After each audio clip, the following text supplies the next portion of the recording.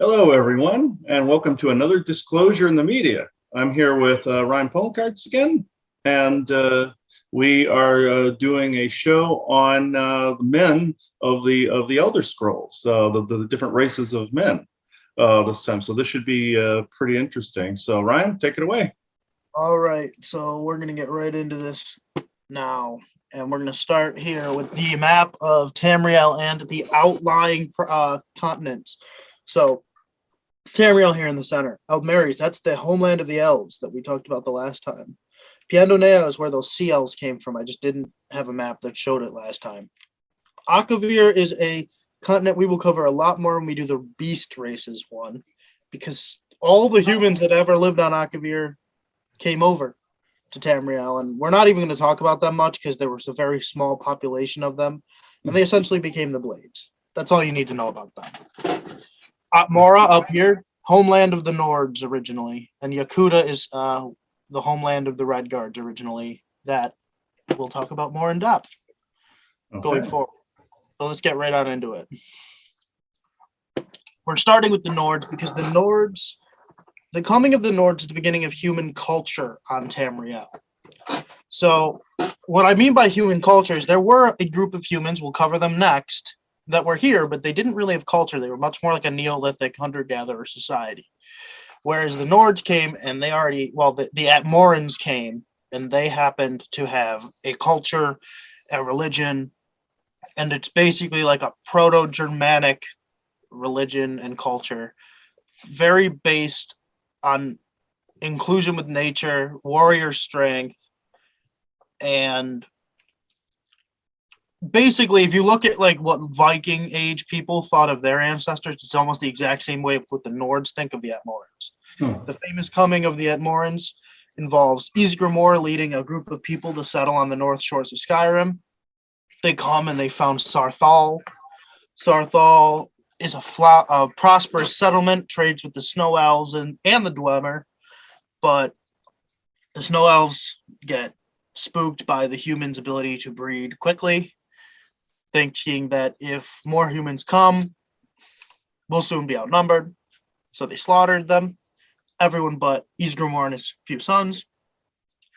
Ysgramor takes a ship back up to Atmora, tells the story of these treacherous snow elves and their killing of their kin in Skyrim, and 300 companions come back, wage a war, pretty much commit genocide on the snow elves, but it's considered like a justified genocide, I guess. Not to say that genocide is ever justified, but in the lore, that's kind of how it's written.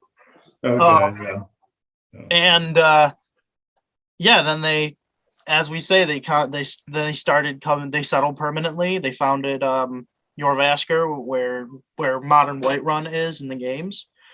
And the Nords have been living and coming in Skyrim back and forth at Atmora forever up until recent times when Atmora froze over.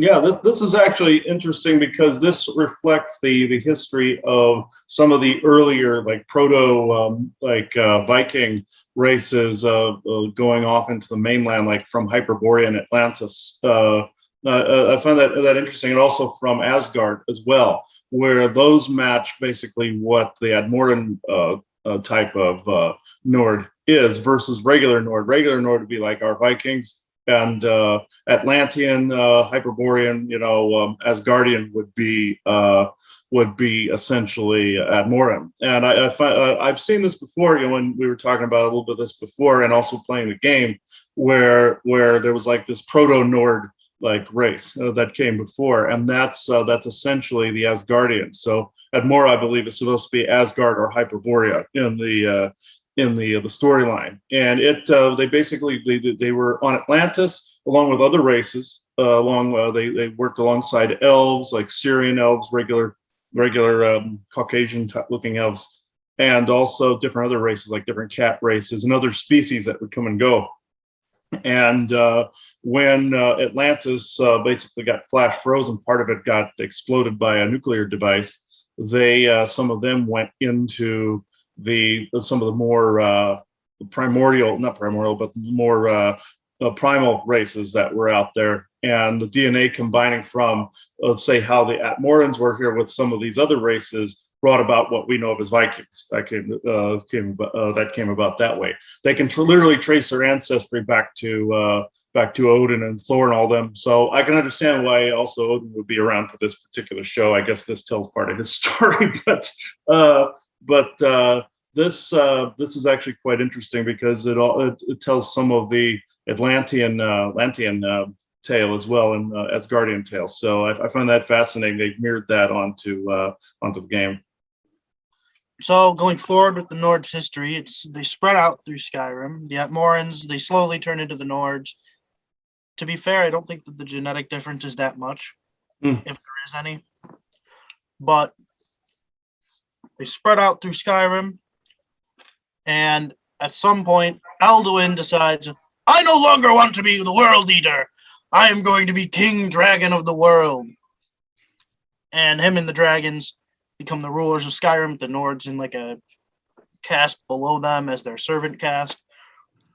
This would go on until the rebellion of the Tongues, which I don't have a picture of them, but they were Nord heroes that used Thu'um, taught to them by Parthenex and Kinnereth, the goddess of, like, she's one of the gods in the pantheon. Nature goddess, I believe. Yeah. Yes. I think it's the wind, I think. But she is she's known to the Nords as Kine. So Kine and Parthenex teach the way of the voice to the Nords. They fight back, and the four tongues are the ones that go to the top of the throat of the world and use an Elder Scroll to send Alduin forward in time, which starts the events of Skyrim, the video game. Which we're not going to rerun through here because it really doesn't matter for this. But that's what happens. After that, the Nords become imperialistic and decide they're going to start their own Nordic empire. And they do fairly well because Skyrim at this time is actually bigger than Skyrim that we see in the maps normally. So we're back here looking at the Tamriel map. Skyrim actually, the Nordic kingdom during this period kind of went from like the dip here in High Rock down into what would have been the Bruma region of Cyrodiil, up and almost encompassing all of this. And they fought wars with the Durrani Hegemony, which was an elven group living in this part of High Rock, and also with the Dunmer and Dwemer alliance over here. And eventually infighting broke up that empire. But the Nords continued being fairly important, and we'll talk about their history more with some of the histories of the other races, but what I can tell you is that the Nords are basically Viking people or Germanic Norse people from just kind of dropped into this world, and everything that you distribute with Norse Germanic people pretty much in our world, other than the religion, because this game has its own religions, is there. They have the meat. They have the emphasis on smithery. They have the military prowess. They have the ships. They have the ideal of honor and ancestral worship. They have a view of themselves as people that should be traveling the world. And by the time of the Imperial period, so the Third Era and Fourth Era, they're all over Tamriel, mostly in port cities. They serve in the Legion as like the best legionaries that there are, really. No, that's interesting. I'm being reminded, Odin is actually transmitting to me mode. I'm being reminded that the genocide of the Snow Elves was reminiscent of his butchering the Frost Giant. Snow Elf, Frost Giant is making the comparison there.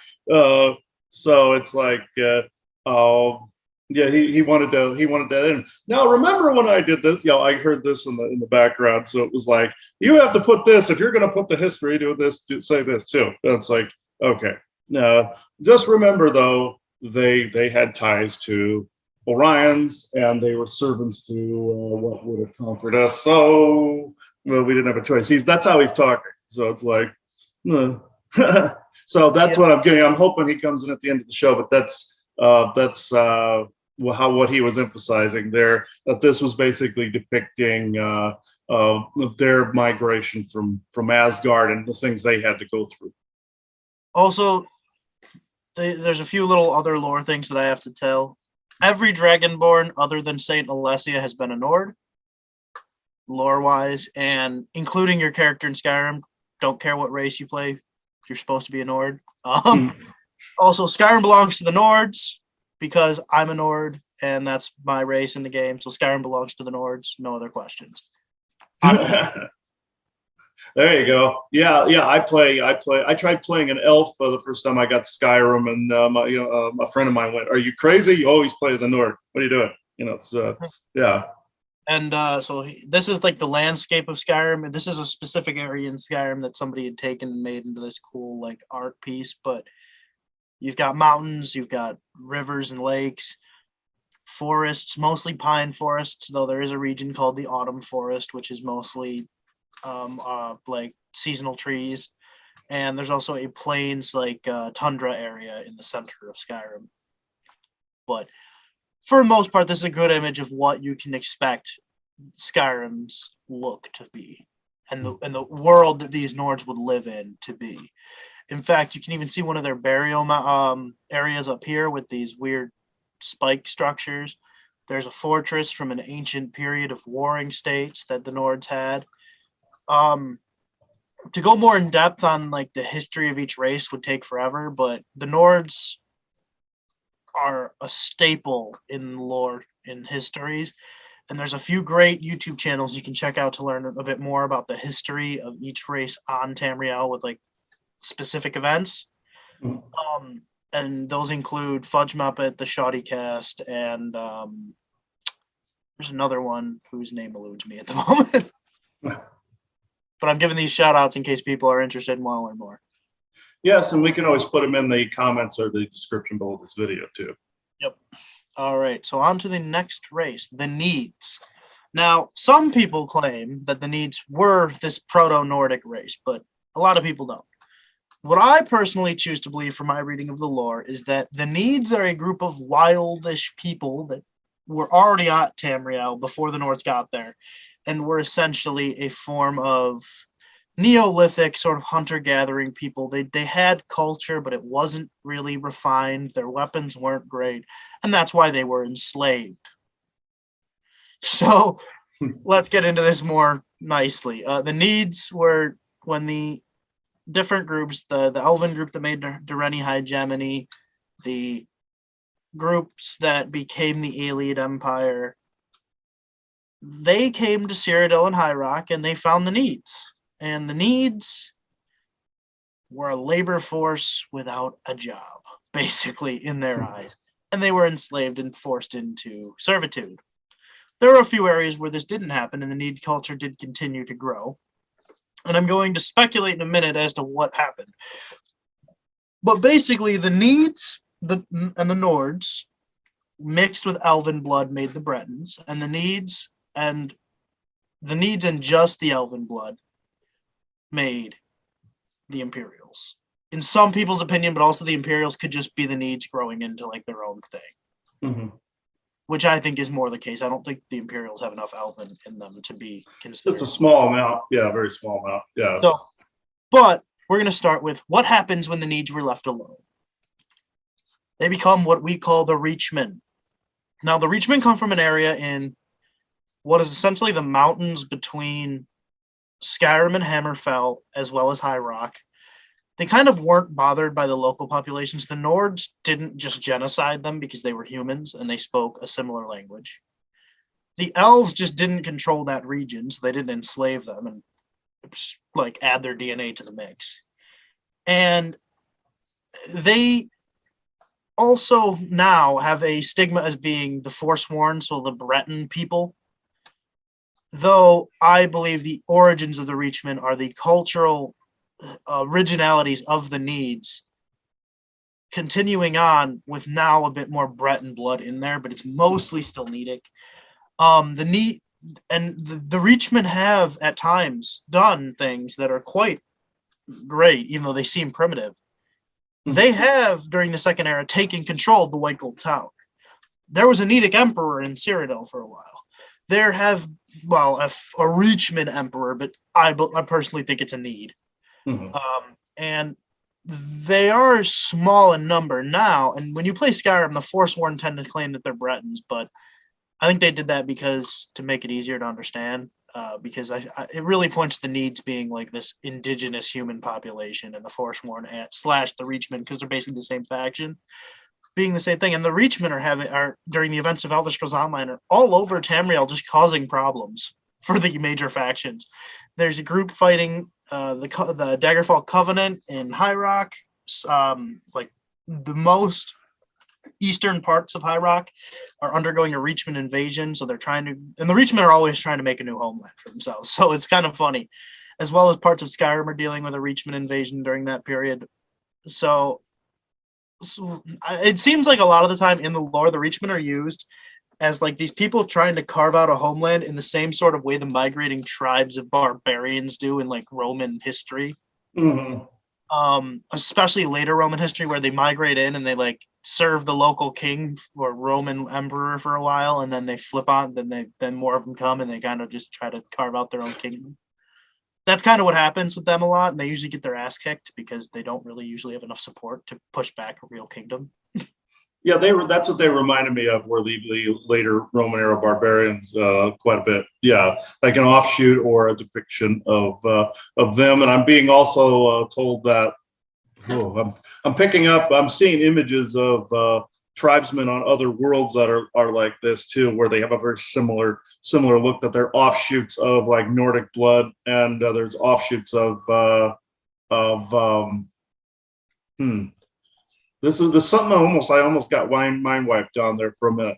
It was something I also saw in an earlier channeling where there's a race of like Viking type of people that are and also Nordic type of people that are in a more of a primitive state. Also here on Earth, there's several like that as well that live on.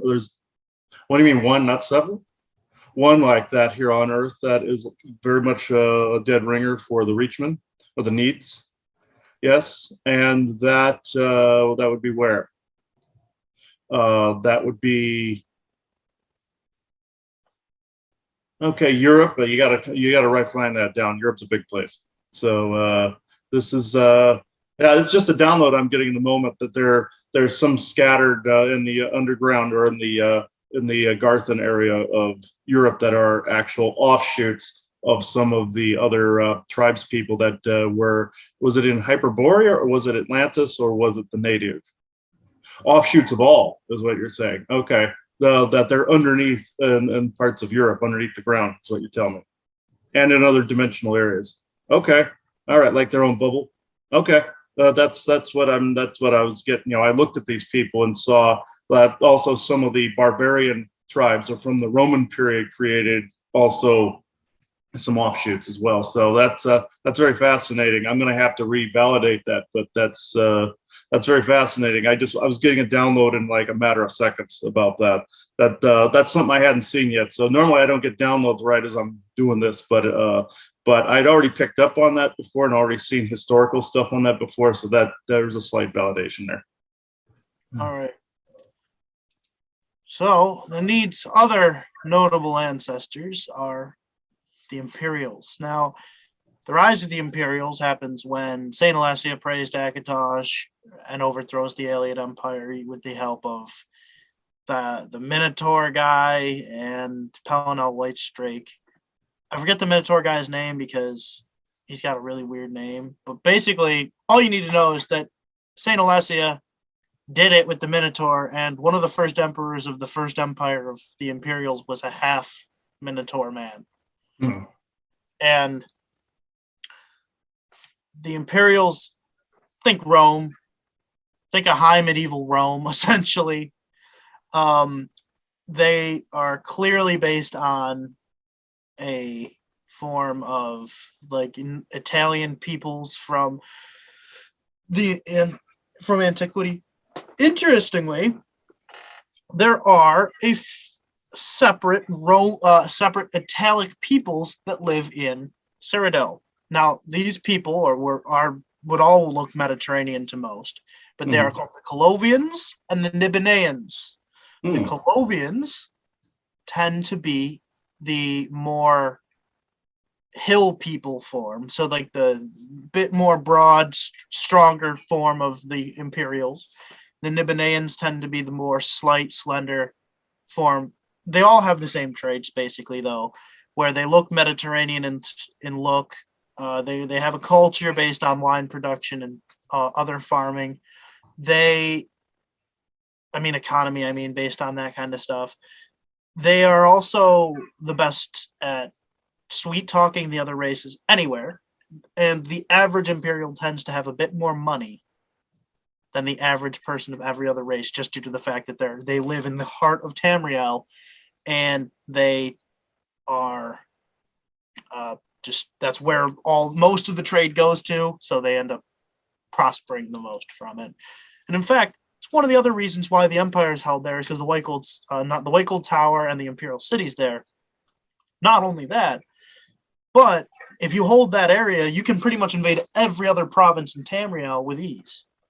So empires rise there, even if they start in local areas. So when Tiber Septim became emperor, a Nord/Breton, but most probably a Nord, comes down from Skyrim, where he was working as the bodyguard of the king of Falkreath, which was at that time Falkreath was a much larger kingdom of itself in Skyrim. He was the bodyguard and general of the king of Falkreath because he wielded Dragon's Tongue, and this guy thought, well, okay, this guy is the best warrior I could get, make him my general. And so then this guy dies. Really think that Tiber Septim assassinated him, but we don't actually know. And Tiber Septim then rose the Third Empire, having Skyrim already kind of behind him.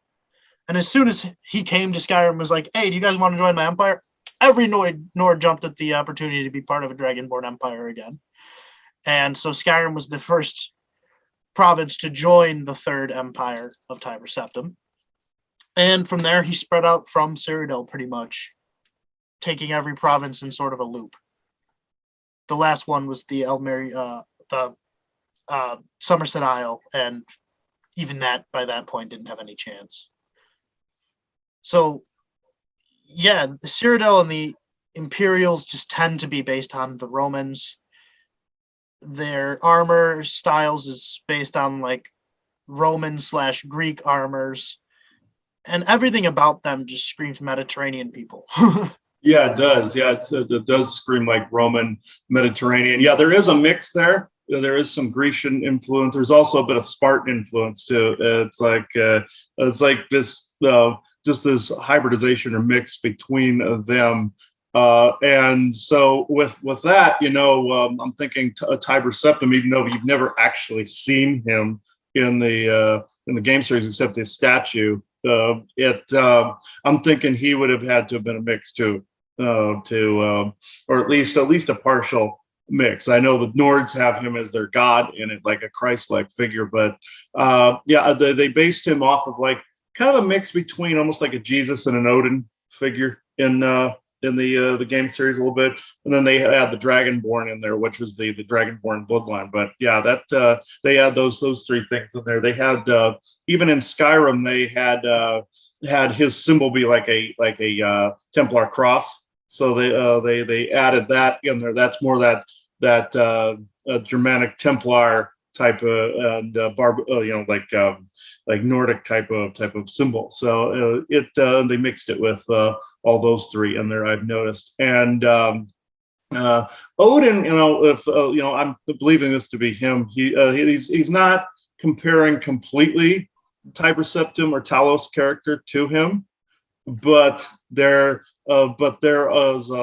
offshoots that are more like that. He's like you kind of, but only there are other offshoot say deities that are like that as well. And there's also other offshoot planets where there's like that as well. Yeah, I've never done a show where we're doing downloads in the moment like that. But that's very interesting. I just keep getting floods of images of different like how how Tiber Septim is depicted in this, and how eventually Talos is depicted, and it's like a merging of Odin and also some of the Jesus story, and also some of the dragon blood. So yeah, that or what we call the it was there was also this other term for the dragonborn DNA. It's more like a firebrand type of DNA as well. It doesn't make anybody more important. It just adds a certain set of abilities in that DNA, heightened psychic abilities and all that. So yeah, this seems to match. I know that seems to be all over the place, but that's what I'm picking up. Yeah. Tiber Septim, lore wise at least, was a Nord. Well, his race is disputed by lore people. Some people claim that he's a Breton. Some people claim that he's a Nord. What was not disputed was that he was a full-blown Dragonborn, and the reason why the Imperials instantly went with him was because he was able to light the dragon fires because he was a Dragonborn. Hmm.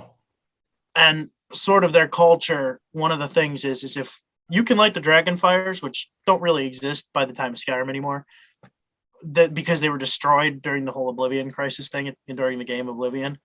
If you can light those, the race as a whole owes you their allegiance. Okay. So, yeah. So this is like the martial look of the Imperials, and this is what an average Imperial would look like. He's wearing the cross, the symbol of the Empire, because they're the biggest proponents of the Empire. They have a bit nicer dress than the average farm wear attire of everywhere else. They're a bit more affluent, have a little bit more money, and they just tend to be the people that are looked at as like the unifiers, really, of the continent. They keep everybody together. They're the glue that ensures that the Empire really doesn't fall apart most of the time. When the empires do fall, the Imperials suffer the worst. Like the whole of the Second Era, after Raymond Cyrodiil's empire, but before Tiber Septim's, they were just getting invaded all the time. But when the empires are strong, or there's an empire at all, the Imperials tend to do the best out of everybody in the continent.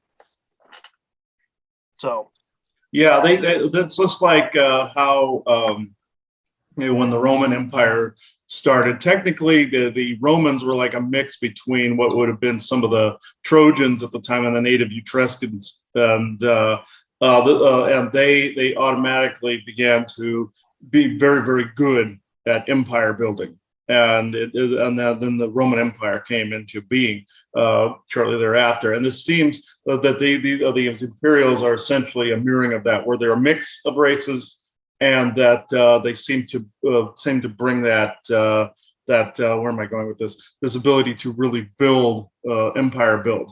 And this has also appeared in other shows before, where in other games and such, where there's always a race that's good at empire building. And of course, again, you have the dwarves that were good at making the machines and the automatons and everything. But then you always have somebody that's good at building empire and building infrastructure. And that's essentially their reflection of the Romans in that way. Even today, some of the things the Romans did, we still haven't reaccomplished, even in the modern day.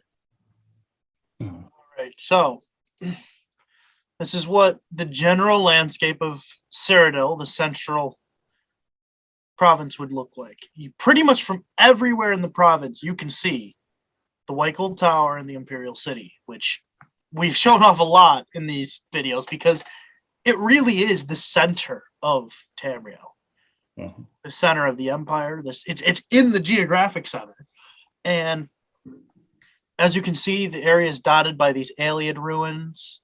You've got the mountains that lead to Skyrim and some of the other provinces out in the distance. You've got little villages and lots of farmland. It's a prosperous place, though there is a legend that prior to the events of Talos rising the Third Empire, it was a jungle. Now, I think that's more of like a metaphor for the fact that it was a lot of disjointed, smaller kingdoms fighting each other for dominance over the Imperial Isle. Not that it was a physical jungle that was then transformed into this idyllic pastoral forested area. Mostly because we play in Elder Scrolls Online prior to that in Cyrodiil, and it's still this kind of look, but it's a lot of small areas vying for control with the backing of larger Tamrielic players. So when I hear about the Cyrodiil was a jungle prior to Tiber Septim, that I think of it more as like a jungle politically, not a jungle geography. Like Yeah, it was more or less a metaphor for all the factions fighting each other and being not united, and they were just quarreling with each other. Yeah, so that makes much more sense. Yeah. Yeah. So, but this is a great picture to just show off the heartland of Tamriel as well as just the Imperial province. And also the Imperial City, the way they have the concentric rings out like that. It's very interesting that it was built that way, because that's essentially how Atlantis was said to be, with a set of concentric rings. Yeah, and had the biggest harbor on the planet. Had like essentially the real one had spaceports and all this other stuff, but it was a series of concentric circles, and that's the design they went with for the Iliad construction of the Imperial City. And I always found that interesting, that it was essentially more of like a mini Atlantis. It is in a way a bit of a mini Atlantis, though we will cover a place later that is the Atlantis of the Elder Scrolls. Ah, all right. So, but to talk about the Imperial City just a little bit more, it's got districts, but it is this. The central district is just the Imperial City's White Gold Tower, the heart of the empire. Now it's the Imperial Palace, but originally it was a temple to, I think, Akatosh, or all the divines. I think it was just Akatosh, though, mostly. And then the outside of that is like a graveyard almost. It's like a specialized graveyard for important figures throughout Tamrielic history. Then you have quarters. Well, no, I think it's like six or eight quarters of different things. So there's a market district, a rich district, the average people's district. There's a district just for inns and guilds. There's a district for the arena. The port would be like off screen under whatever this is. This part of the alien ruin. It does have a large port. It's got a detached prison area. It's even got a detached arcane college, which I believe is this spire right here. Yep, I believe so.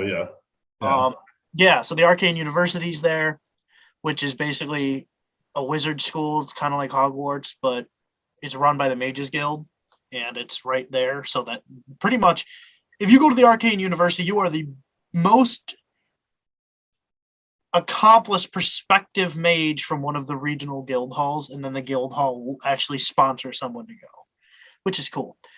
And there's a few other arcane universities like the College of Winterhold. I believe there's also one in on the Somerset Isle that I don't know the name of, and then there's one run by the Telvanni and Morrowind. But this is the Arcane University. That's what it's called. So it's like the center of magical knowledge in all of Tamriel. But the Imperial Province is also one of the most diverse geography-wise. So you can see how there's a lot of water this way.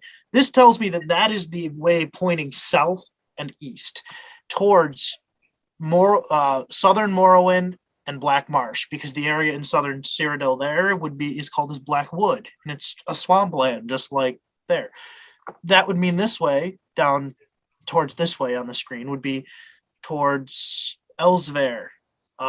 This side here would be headed toward, like, if you're this person, like, their back would be to High Rock, and then this side would clearly go to Skyrim. And even the part of the Bruma area that used to be part of the Nord Kingdom is now part of Cyrodiil and tends to be lumped with the Imperials. It's still primarily a Nordic culture and design. So you have the other races contributing highly to the regions that border them in Cyrodiil as well, which is cool. You can see some really cool, like, mixed culture in those areas. So a lot of, like, Bruma, for instance, which is the best example that I can have, feels a lot like Bavaria compared to, like, the Nordlands to the north. Mm-hmm. It's got elements from the south and from the north that come together to make this unique culture. And you have that all over Cyrodiil, most notably, though, in Bruma. So on to the next race, though. No. The Bretons. Now, we've talked about the Bretons a little bit, about how they are basically the mix of the Nedic, Nordic, and Elven DNAs in High Rock. This is one of the most famous Bretons of all time, King Emric, who is the leader of the Daggerfall Covenant during the Second Era. he was, prior to the rising of the Daggerfall Covenant, the king of the regional city of Wayrest, which is like the chiefest city in High Rock. But High Rock and the Bretons tend to be a sort of high medieval people with Celtic inspiration. So the Nords get a little bit of Celtic stuff. The Bretons, though, they take the Celtic triquerta and a lot of like the just this like look of like the Arthurian Celtic mix. Mm-hmm. Yeah. I'd say they're highly influenced by the Britons or the Brythonic peoples prior to the Anglo-Saxon invasions. Yeah, I've seen that as well. Even though the Celts also had ties to Atlantis, like the red hair and such, and they also have, in reality, the Celts are linked to a lot of the Tuatha De Danann and Elven type of lineages, also especially the Irish, but because some of them are merged or hybrid between. Yeah, this has this extremely Celtic feel to it, like essentially another offshoot, what would be like from Atlantis. But in the game series, of course, not. But I'm just saying for Celtic origins, yes. But yeah, this has more of a King Arthur type of feel to it, like King of the Britons type of feel. Yeah. And one of the cool things about the Bretons is they are also sort of this race that, because of their geographic area, they're kind of left alone. After the fall of the Durrani hegemony, which kind of just assimilated into like Breton culture eventually, and the elves just there's still an island controlled by the Durrani in like the Iliac Bay, which is the bay in between Hammerfell and High Rock. If you're looking at the map, it would be this bay right here. One of these little islands is still controlled by the Durrani hegemony, but they're not like in charge of the area anymore. And so what happened is in High Rock, it got this interesting culture where your feats really decide what class you become. So when you start out as a child, you're whatever class your parents were, right? But say you go off to war and you kill 40 men and you become this great legendary warrior, you could come home and realistically join the gentry. So the level of socioeconomic change in High Rock is easy. And if you lose everything, you're down to being a beggar. They don't care. It's not like there's this system meant to keep you in your socioeconomic class where you were born, where there is in some of the other provinces. Now, High Rock also is interesting because there's this old Breton term, or I guess it's more of like a story, like find a hill, become a king. And that's literally true. Like, because High Rock, during the period prior to the events of the game Daggerfall, was like hundreds of small kingdoms, really small kingdoms, like basically what you'd consider like a castle and the town around it. That would be a kingdom in High Rock. They were all loyal to the empire, but they had their own wars. They fought against each other. The gentry never gets along in High Rock. After the events of the Warp in the West, which happens during the Daggerfall games, there were only 4. And that's a big deal. So for most of High Rock's history, it's been warring city-states, basically. And now it's more unified. But what you do see with the Breton culture is that they're great cooks. They excel in magic for the human races because they have that elven DNA. They are great at the arts. And they tend to be sort of this medieval idea of like the perfect person, while retaining a lot of that Celtic design and art. Mm-hmm. So a lot of the stuff that we attribute to most of like fantasy fiction, you'll find in High Rock. That's where like a fantasy lover will feel the most at home. Yeah, I was thinking that as well, like a medieval fantasy type of environment, mixed between medieval and Renaissance type of feel. And yeah, this is exact. Some people would think Nord would be more of that, but in this instance, yeah, you're right. This is more them because this fits that ideal a lot more. And I have actually heard of cultures that actually like say if you would lose everything, become a beggar, they would go, oh, this was on you or something like that. Or if you become a king by your own hand, kind of like Conan, where he just kind of slays his way to the top, sort of thing, and becomes like the king by his own hand. This makes sense in more of a Celtic respect rather than just a Nord, even though Conan was Cimmerian, more like a Nordic type of man of the North. The some of the cultural aspects of that story seem more aligned with Breton, but it seems like a mix. But yeah, this makes sense to me. Also, to prove just how easy it is for people to change class, Emmerich was born in and was a merchant for a really long time before he became king. Yeah, and merchants were very important in medieval times and actually had the ear of kings and queens. After a while, merchants became a class unto themselves after a while. And this is also some of the reasons why you see some merchants now being dumped on by cabal forces, because they don't want them gaining that prominence now. But yeah, that's interesting where they had a merchant become a king. That was actually more of a realistic thing back in the medieval period. And the symbol that's on his crown and his chest, the triquerta, Celtic symbol, that is a symbol used in the Breton culture all the time. I'm not exactly sure what it means anymore. I used to know better. But it's all over the Breton culture. It's like everywhere. Yeah, I can feel there's a lot of power coming from that symbol as well. There's a lot of power emanating from it. It's like a dimensional type of knowledge, almost like it's a symbol of like the nexus of information and knowledge is what it feels like to me. Oh yeah, so this is just an average Breton female mage. Again, you can see a lot of the influences of like fantasy fiction and in the magic. Again, there's the symbol again on her chest piece. And yeah, not much more to say about the Bretons really, other than just if you are a fantasy fan, most of the things you think about of like fantasy fiction, Arthurian legend, that's the Bretons. All right. And then this is the landscape of High Rock. Generally, there's some mountainous regions in the east, but for the most part, it's pastoral lands, regional powers at play, vying for control. They do have a little bit of problems with orcs because the orcish homeland of Orsinium is there in the north of High Rock, but for the most part, the Bretons are left to their own devices. I mean, so much so, in fact, that when Tiber Septim came and took over, he only took like few cities, and that was what he constituted the conquest of High Rock being. He took port cities, so Daggerfall, Wayrest. I think he took one other major city like that had a port, and then he took like a few regional capitals, and that was it. That's all he had to do because the other small kingdoms weren't strong enough to stand against the Legion. And if more legionaries came, they could have probably subjugated the entire place. But there's no reason to. So, but yeah, just really basic fantasy fiction sort of look right here. I mean, this reminds me greatly of the area around the Shire in Lord of the Rings.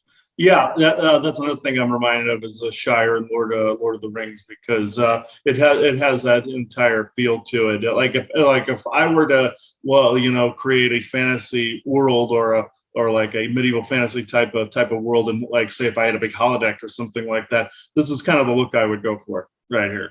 Yeah.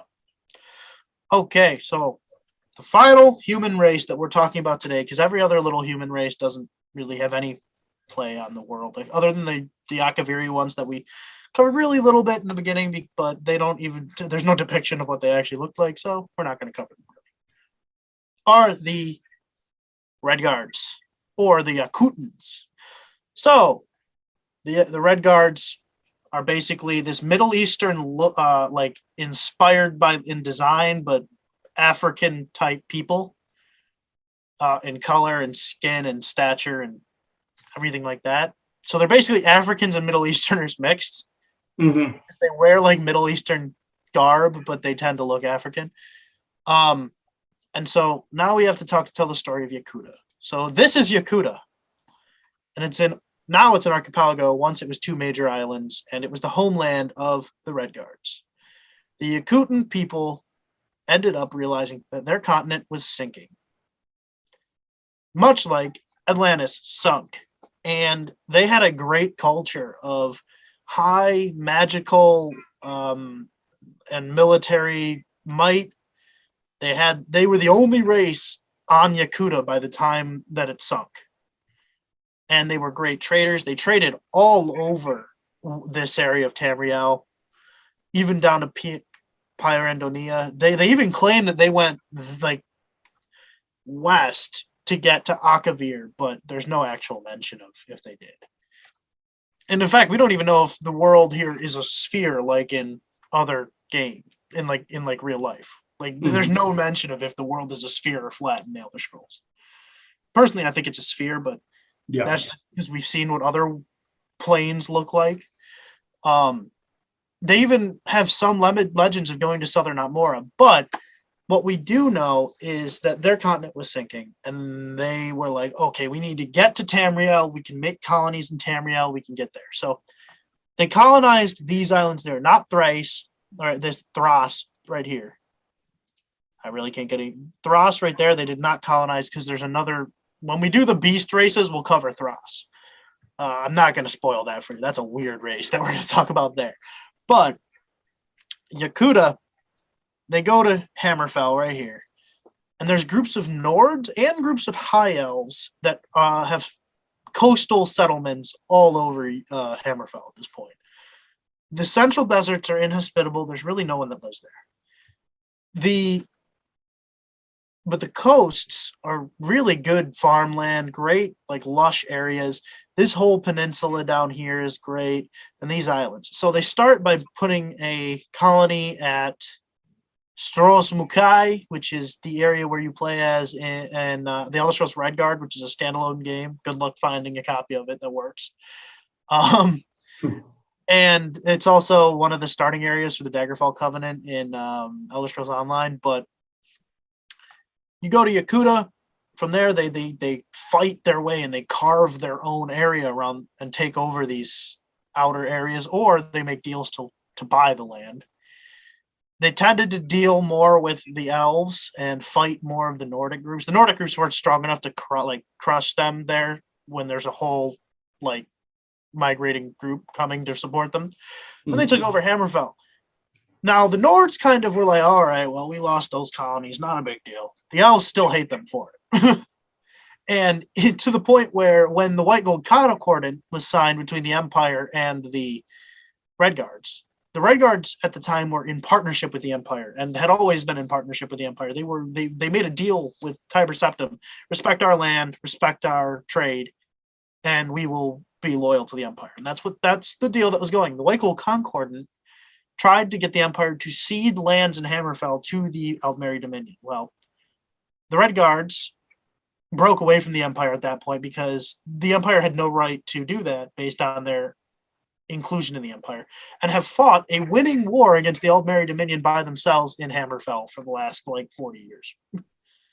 In Skyrim's time. But they reach and quickly, the settling Yakutans come into two factions. I believe they're called the Scars and the. I'm just gonna look it up because I keep forgetting. All right.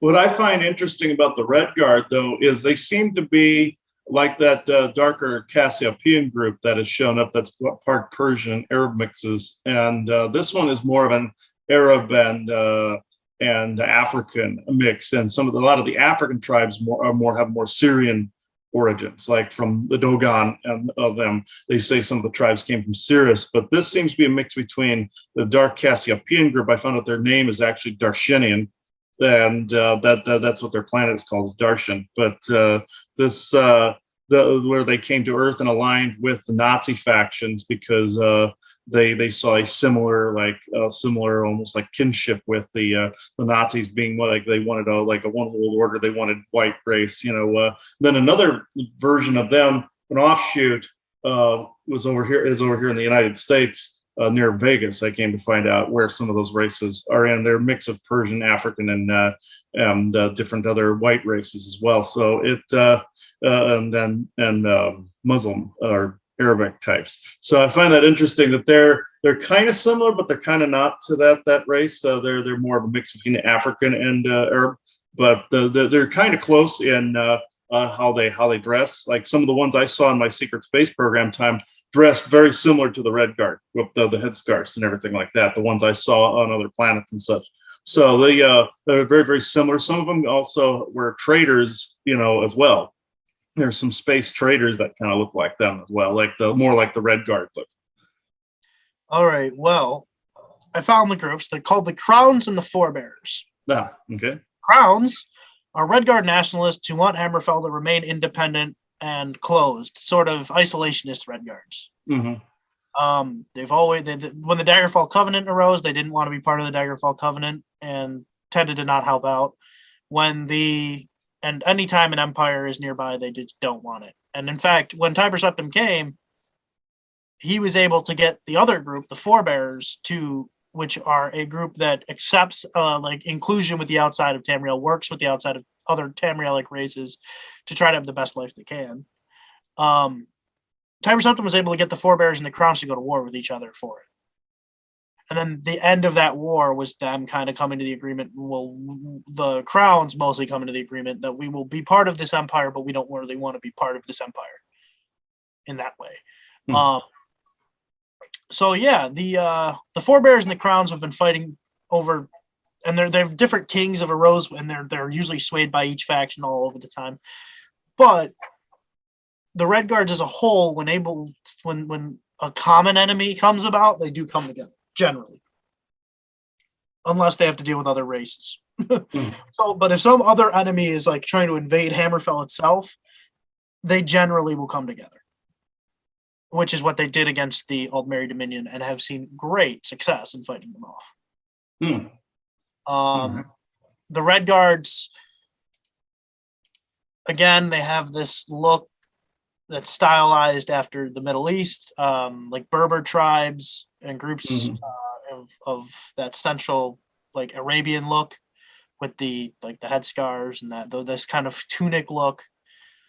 And to show off their landscape, it really is the central parts of Hammerfell are a lot like this, whereas the coastal regions are a lot more like the Israel kind of landscape. Okay. Yeah. This is also interesting as well. There is an area in the Middle East that they call Ubar, and I believe that's in Saudi Arabia, whereas they called it the Atlantis of the Sands. And I found out that at one point before that went away was a major trading center and a major center where some of these Cassiopean races and stuff would come and go from. And it became kind of corrupted after a while, and then the Sands buried it. It's in a forbidden sector, I believe it's called, in Saudi Arabia, and they called it the Atlantis of the Sands. So this imagery reminds me of I had a past life in Ubar. They call the beings I brought through at the time called it Arbab, but it's essentially similar to Ubar. And it must have been on a previous or lost dialect when they called it Arbab. But this reminds me of that, or the like say the Great Silk Road or trade centers such as that. Yeah, and so I mean, here you got a great example of what the place looks like. Yeah. Deserts in the center and coastal Middle Eastern look, so sort of Israel, Syria, Egypt in the northern parts in design. A lot of that like Ottoman Turk sort of tower design. Yeah, I mean, they really are essentially a Middle Eastern look, but just black people. I mean, naturally, I guess they do have some natural resistances to poison, which is a big one. And also their culture hates necromancers because I guess they had problems with necromancers in Yakuta. Yeah. Okay. And the Imperials tend to do better with skillcraft. The Bretons are good at magic, and the Nords have natural resistances to the cold. Forgot to mention that. Yeah, and also the other thing with this race, the Darshenian one, like they're the opposite, where they like to use really creepy forms of magic. I'm not sure if they go into necromancy or not, but they use creepy forms of magic. And also, one thing Odin, I believe, keeps reminding me of is they're offshoots of like more cannibalistic Nord species that are more in the South American area. They have elongated skulls. I believe they have reptilian and some elf in them as well, but they have Viking and Proto-Nord or Proto-Viking DNA in them, and they got corrupted by some of the energies. And they're more of a hybridization there. He was reminding me that there were some degenerated forms of that as well. So races can go either way, where they'll prosper or they'll degenerate, like how we said about the elves, where one went one way, one went the other. He's saying some of these races, and I'm also picking up a lot of these races went one way or went the others too, as far as evolutionary paths went. All right. Well, that's all the images and stuff that I have. So you can go into channel if you want. Which one did you say you had that was more like Atlantis? Was it this culture? It was this culture with Yakuta sinking and them having to move out and spread out all over Tamriel. Well, oh yeah, it's just like sunken continent. Yeah, mostly to Hammerfell, but some of them went to coastal cities all over Tamriel and just became like mercenaries and sort of. So some of their few mages actually went to areas in the Somerset Isle and other areas where mages were more accepted. A lot of them went to High Rock and were almost instantly killed off by racist, racially viewing Bretons, but yeah, okay, yeah, that makes sense, because when Atlantis got destroyed, the races went off into different areas of Europe, and some went into Africa and Egypt and stuff as well. So that makes a lot of sense where that link to. Yeah. But yeah, mostly the sinking of the city and like the sinking of the continent and their the fact that they kind of spread out over most of what is Western Tamriel, mostly in this region here. So this part of Cyrodiil, which reaches out and touches the Abyssinian Sea, Hammerfell, and High Rock is where they tended to go. There's not many of them past that group there, and they tended to stay out of the elven areas because elves and them didn't really get along before. So, and again, Yakuta had a very limited reach to Alinor / the Somerset Isles because of this Maelstrom of Baal, which is like a permanent, sort of like Jupiter's storm, which is always raging on in the middle of the ocean there. Oh yeah. That's interesting to call it the Maelstrom of Baal. Yeah, that's very interesting. I believe he was the Turkish god of storms, if I'm not mistaken. But yeah. Well, in the lore, I guess Molag Bal was the one that made this, and now it just can't be moved. But yeah, so yeah, Molag Bal is in this, but the actual Baal, I believe, is the god of storms. So I believe they added that little. Thing. Red Guards are great sailors, and they make up most of the pirates all over Tamriel. And when the final battle between Tiber Septim's rising Third Empire and the Yakutan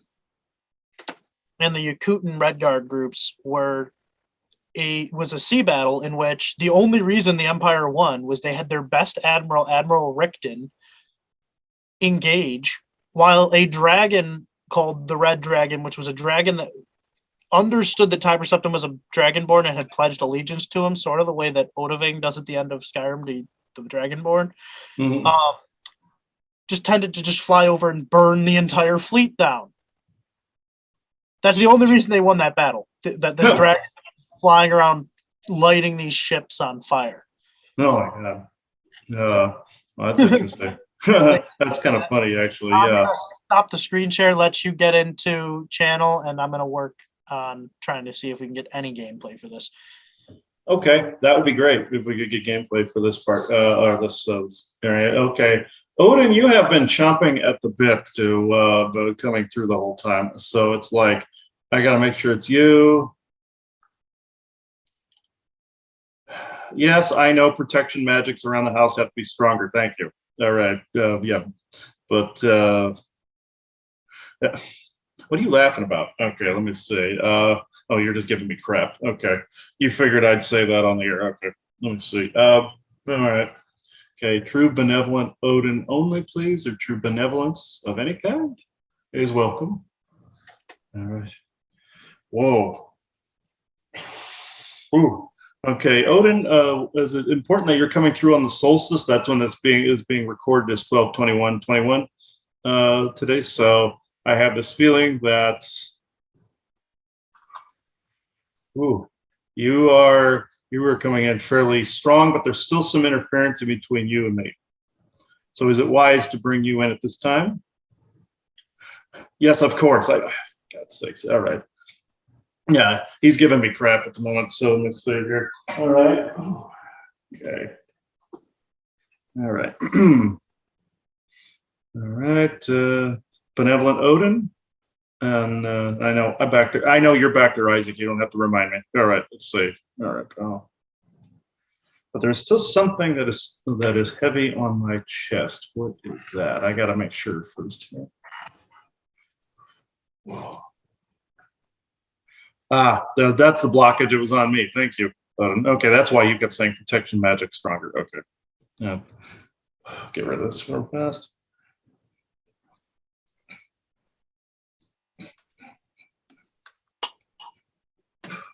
There we go. All right. For crying out loud! What he just keeps reaming me about protection magics and stuff like that. Okay, the typical. So, all right. Benevolent Odin, if you wish to use this crystal to come through. Okay, you can. Can you tone that back a little bit? No. Okay. All right. I know I'm overly sensitive. Thank you. All right.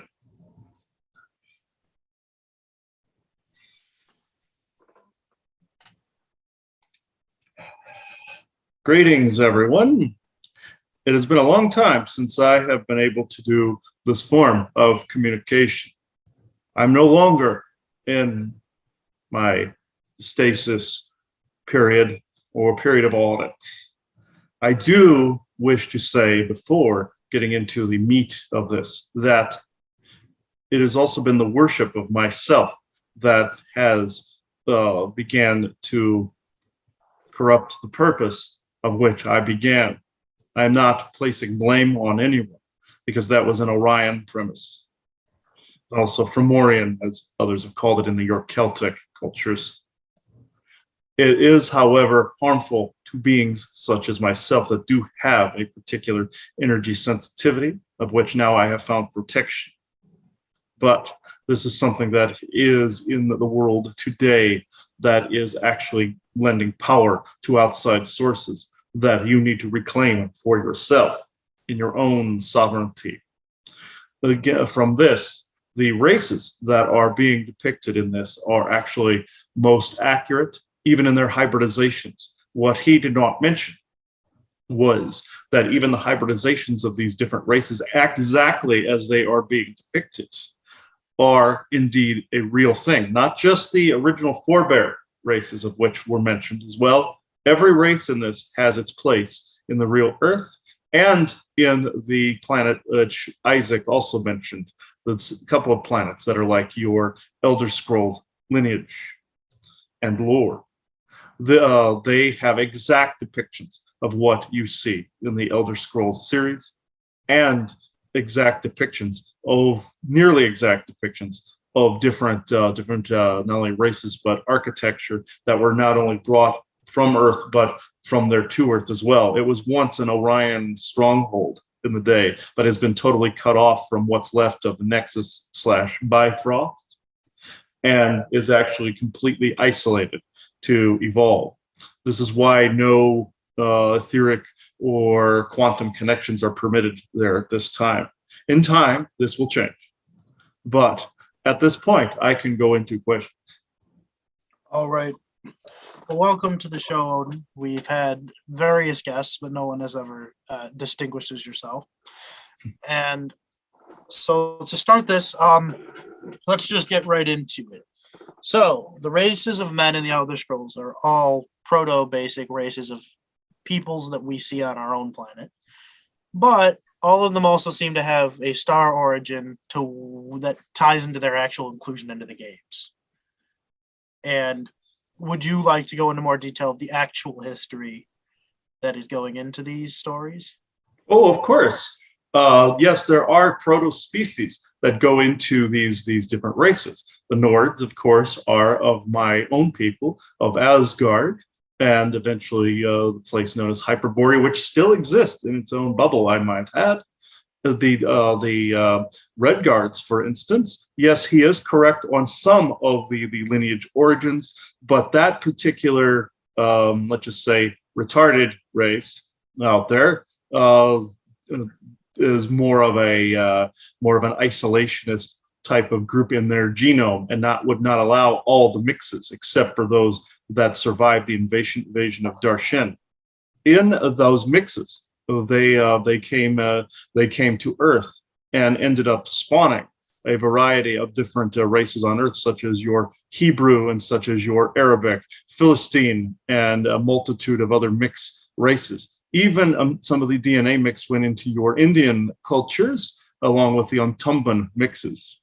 With some of your Elfish races, they are a mix of certain Tuathan genes, Syrian genes. Some of them stayed in their own purest forms, while other ones chose to mix. The Tuathan have more of a Pleiadian set of genes of a proto-species of elves that actually came from there. It is not just the Tuathan that were created as slaves to the Orion elfish types, no, or Fomorian elfish types.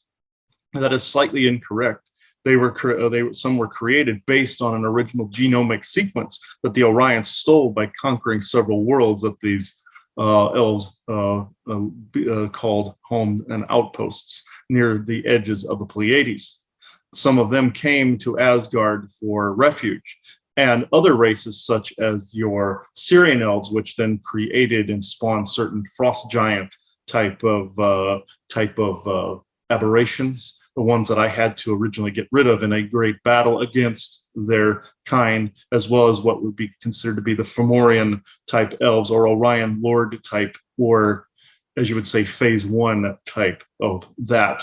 That is why they had to be nearly wiped out, because they were essentially the invading force in this sector.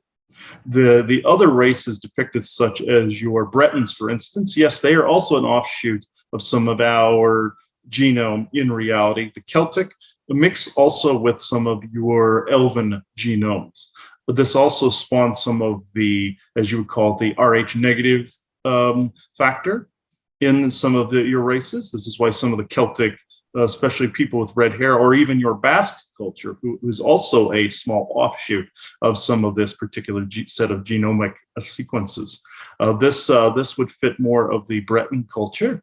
The other various cultures that were also mentioned, such as the Needs, for instance, they are also an offshoot. Some of these more barbarian tribes were a mix between some of my own familial genomic sequences, as was said by Vidar in the Galactic Interstellar Council after show, as well as a mix of several other cultures that had joined the genomic sequence in that way, eventually becoming some of the barbaric tribes that ended up conquering Rome, you see.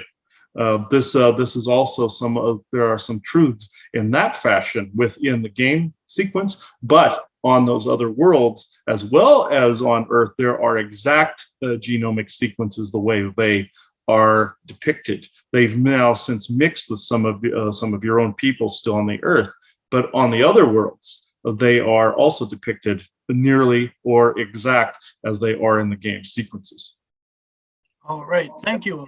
Now, let's go into the Nordic groups that are shown off in the Elder Scrolls and equate them back to your house, your sons, your people, and as me and Chris know, our people.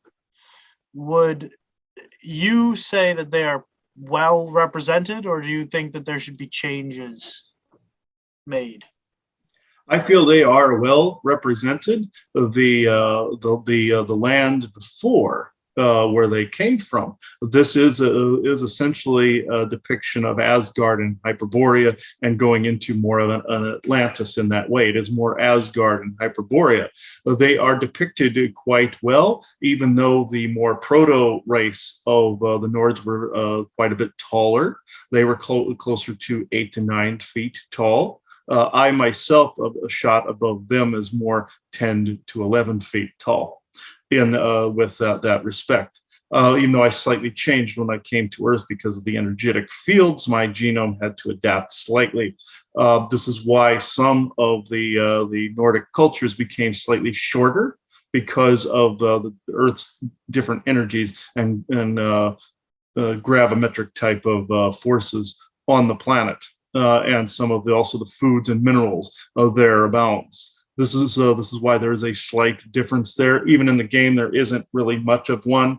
There was one because of not only the foods and some of the energies, but also some of the different contaminants in the air. Even then, some of these energies have affected different races, such as your Sasquatch and Dogmen, differently, where they have become far more muscular because of the different gravity, and also in some cases slightly shorter.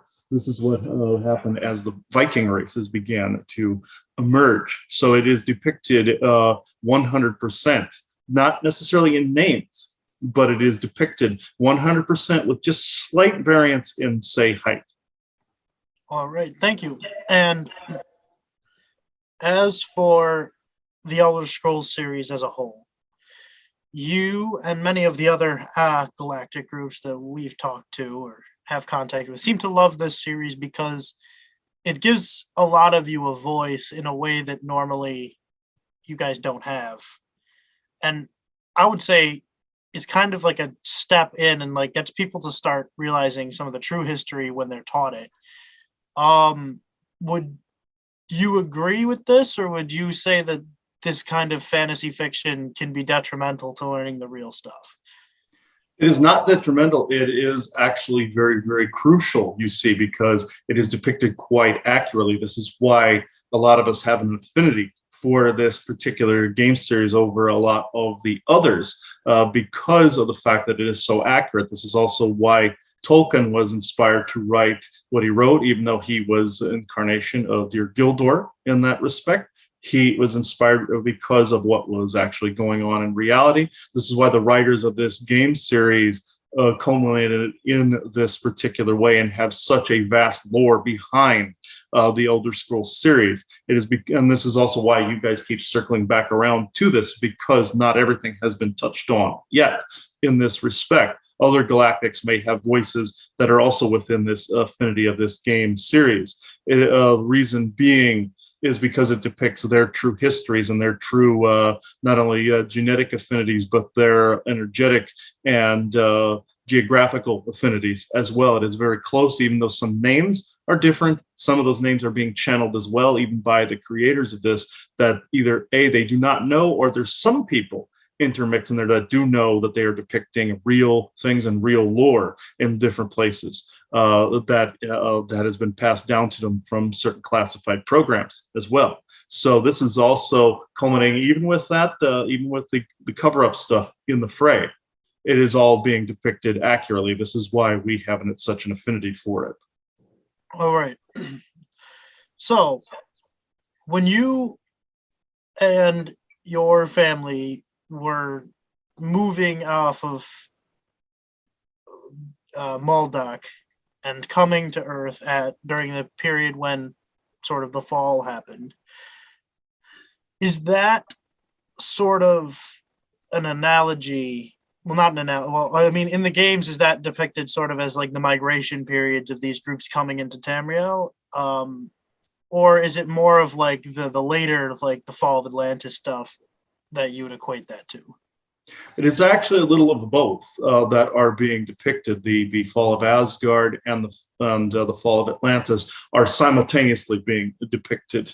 It is just like with Atmora, that is more or less essentially Asgard, but the way the migrations were taking place is essentially also Atlantis as well.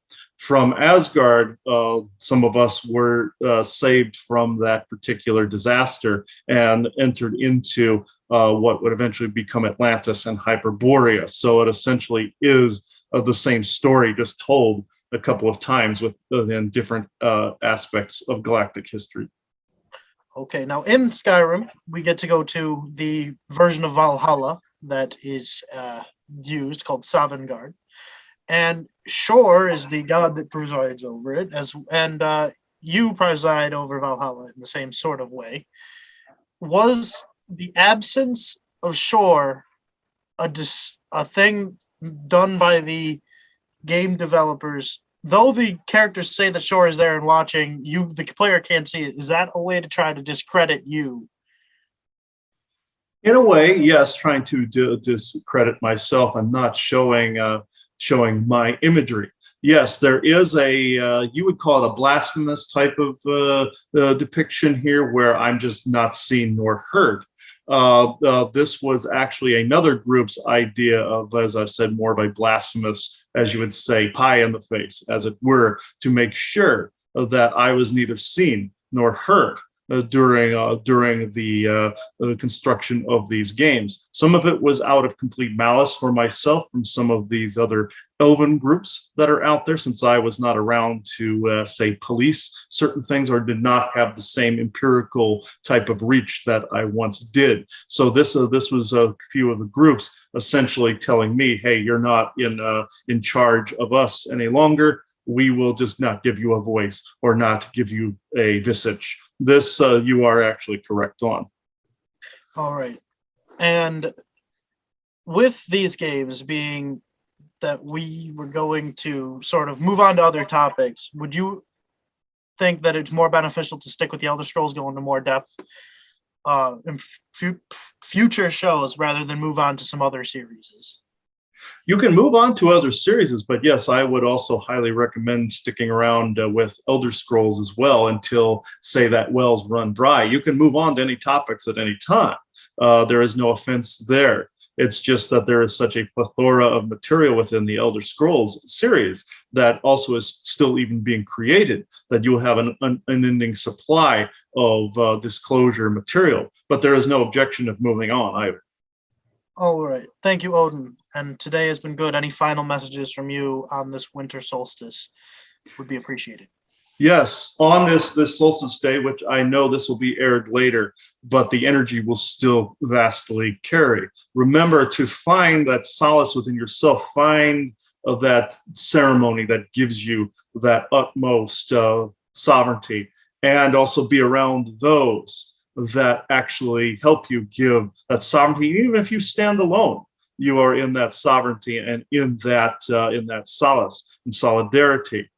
Just remember the phrase, tighter circle, deeper roots. This has an extreme meaning, you see, whereas you only surround yourself with those that serve, not necessarily in a servitude sort of way. This has been misunderstood, but those that are more in line with each other and not causing havoc or causing disruption with each other or fighting with each other and causing a rub between the energies. You would see this as a splitting of the densities. Allow those that are meant to leave your existence with grace and allow the energies that you're supposed to have around you to come in. Hence the phrase, tighter circle, deeper roots. This is what I have come to say. It has actually been an honor and a privilege to come through in this medium. And I will make a concerted effort now to come through in such a way. So solstice blessings to you all. And remember, I was the original Santa Claus. Remember that. So goodbye, everyone. Bye, Odin. Ooh, he came through strong. Ooh, wow. Yeah, it's been a long time since I've channeled him. So, damn. All right. He was hell bent on coming through today. I could feel him from before the show started. So that was he was like, okay, he can actually do this again. So anybody that's a channeler out there that has heard this broadcast, he's safe to channel once again. Just make sure it actually is him. So, and saying benevolent Odin, and you will feel no doubt when it is actually him. So So yeah, with that, I don't know if you have anything else to add, Ryan, before we do gameplay. Um, I just wanted to say that Odin's point about a tighter knit circle of people in your life than being friends with everybody is like good teaching, because when you're friends with everybody, or you try to be at least, generally you're pulled every which way and you keep getting different like knots and attachments that you from them that you don't want. And if you have like a core group of people that you really like to hang out with and that don't kind of drag you down, that's the best way to be in life. Yeah, that is exactly it. That's exactly what he meant by that. You don't have to really love everyone out there. There is a unity in basically staying in your own lane and keeping to your own circles. So that's a great philosophy to live by. So yeah, I don't have anything else to add. If you can get the gameplay to work with, that would be great. If not, then we'll end it here. But yeah, hopefully you can get it to function. All right, there we go. Just let me do that thing, because I always have to show video panel so I can see what's going on your end. Yeah. Okay. Can you see everything right Yeah, now? I can see your desktop. Yeah, there we go. Now I can see your. Oh, you're doing Elder Scrolls Online. Okay. Yeah. All right. I just have not had time to try to get Skyrim to work. Okay. I have a few days off here around the New Year that I'm gonna try to bust it out. No, we can fiddle. You can fiddle with that. Yeah.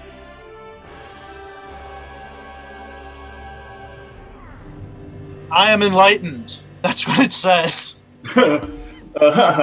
Hey, Isaac, did you give him that message, or was that a coincidence? Because that comes up because I'm over a certain level. Yeah.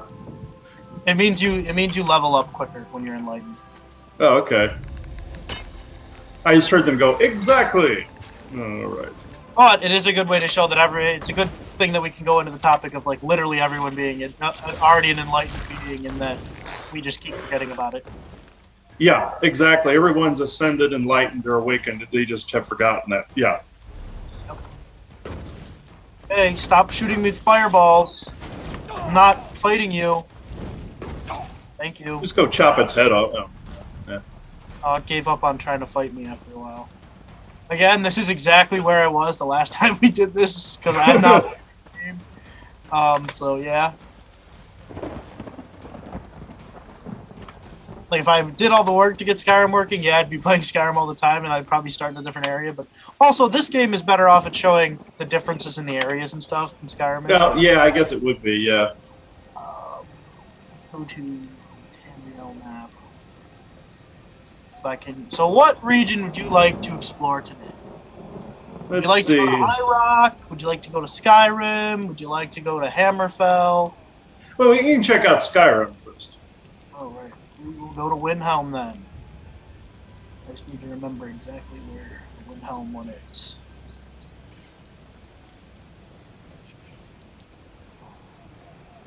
I thought Windhelm was on the right side. Yeah. I know it's in this area, and that should be around. Okay. But we'll go there, we'll check out Riften, then we'll go to High Rock, and then Hammerfell. Yeah, I haven't seen any of the Elder Scrolls Online renditions of Skyrim, so... Wow, big difference since the last time we played. Lots of players on today. Dang, yeah, there is. Probably because it's their Christmas event. Mm-hmm. People are on vacation, too, so yeah.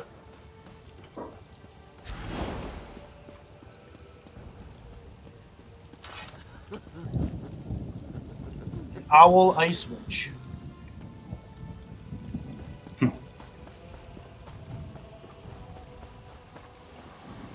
They're doing some prayer by this standing stone and getting blue auras. Alright. Oh, okay. Where am I and where's... Okay, I need to go north. That's right. In this time frame, Windhelm was greater capital. Yeah. Yep, in this time frame, Windhelm was the capital of Skyrim, yeah. Skyrim. Ooh, red rocks to mine. Big mining culture, the Nords, because they're a big smithing culture, and you'll see that when we get to Windhelm and Riften. You'll see how big the smithing really is here. What is this? Oh, there's like a party. A solemn old life to you. Oh, it's the Life Day Festival. All are welcome to celebrate the new Yep, life. New Life Festival because it's like a winter solstice sort of thing. New. Oh, all right. Here I am in my black and red Imperial gear, even though I'm a Nord. Now I'm dancing along with the flute music. Clearly, all these people are here to do a mission, but I'm not. I'm just here to run around. You're just here to screw around, yeah. Yeah. Oh, Khajiit with a dragon. All right. Yeah, some of the stuff you'll see on players in this game is very weird, but Be interesting when we do elsewhere, you know, at some point with the cat people. oh yeah, I already have plans for when we do the beast races. I'm even going to talk about beast races that are off of Tamriel. We're going to go to Elsewhere and Black Marsh, but we're also going to show off. I don't think there's a way to show off a couple of them other than in pictures. Yeah. We'll talk about them in their homelands. So yeah, this is Windhelm, circa the middle of the Second Era. Much wow. bigger than it was in Skyrim. Oh yeah, this is a lot bigger than it was in Skyrim. Yeah. Yeah, just to show off the amount of smithing used in this culture, this is the city forge. It's a massive open air building. And in fact, whenever I try to build a cool blacksmith, I always go off this design because I think it's really cool in like other video games. Yeah, I like the look Maybe of I'll that. see you later Yeah. at the Sober Nord. Yeah, players can use this forge here to make whatever they want. And you can also use there's like a tannering station. If I wanted to, I could steal this shit, but I'm not going to. Have you seen Yeah, you don't want to get beat up by guards right now. Yeah. Dark elf. It's disgusting. A forge is no place for games. If you're here to work, get to it. I've got a few things if you're short on supplies, but let's make this quick. The metal's going cold. Erna Stormcraig carries decent wares. She learned her craft from the best there is. Me. All of the traders on Merchant's Row sell quality merchandise, although you do get what you pay for. Just tell them I sent you. So you can just buy different things. You can even get like random armors and stuff out of those crates. Okay.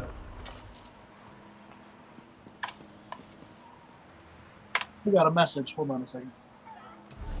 Oh, raw materials. Okay. Forgot I have that perk where it sends me raw materials every day. Oh, okay. Oh yeah, you have that thing set up. Yeah. Yeah, this is much larger than in Skyrim because there was more. Yeah, there was more to it because it must have decayed over the centuries. Well, that and the city there's different levels of building in cities in real life. So everything here is underneath the city of Windhelm today in Skyrim. And Skyrim and Windhelm's Skyrim and Windhelm is a lot less wood. It's a lot more stone. But something you can find in this, which is really cool if you're a Skyrim fan and you know this is like one of the ancestors of Ulfric Stormcloak. Oh, okay. You upheld my honor and the honor of Windhelm. This Ebonheart pact is worth more than I hoped. May all your enemies fall before you. Oh, that's very interesting. They added that in. I don't know why the game's not You better not be another letting me into the palace at this time, but okay.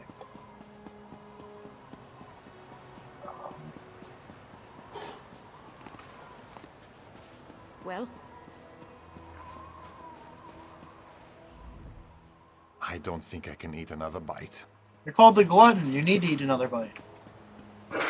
He always needs to eat. Yeah. No one can outdrink pain. As you can see, there's a lot of Nords drunk and stumbling around the streets. We've got Keg I'm just not out sure and about about. that. The Nord woman from Whiterun looks like she can hold Just her one lead. more. And another after that.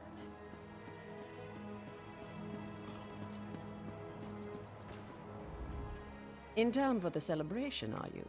You'll find all manner of debauchery here, if you're one to debauch, that is. There's a Dunmer. I suppose I'm getting used to the taste of mead. Still, I'd pay good gold for a jug of Flynn. World King. Of course, mead is a big thing in Nord culture, Skyrim and in the Elder Scrolls Online, which goes right back to Odin and his mead of knowledge that he gave his eye for. Mm-hmm. Exactly.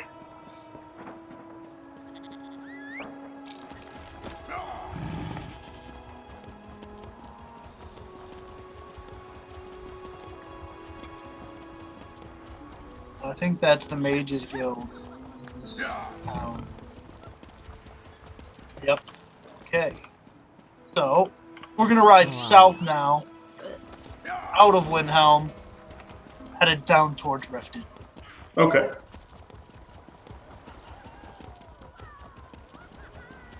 There. I thought that was just a random bear being there for a minute. Yeah. Oh, I think that's somebody's pet. Like, I got the monkey, I think they got the bear. Ah.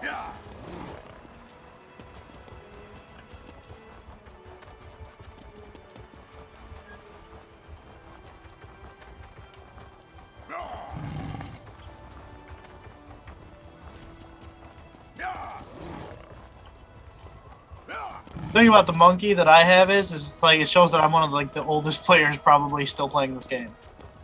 Oh, what did that come from an earlier period or something?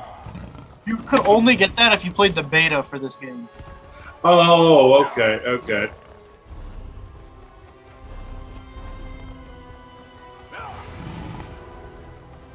More people praying.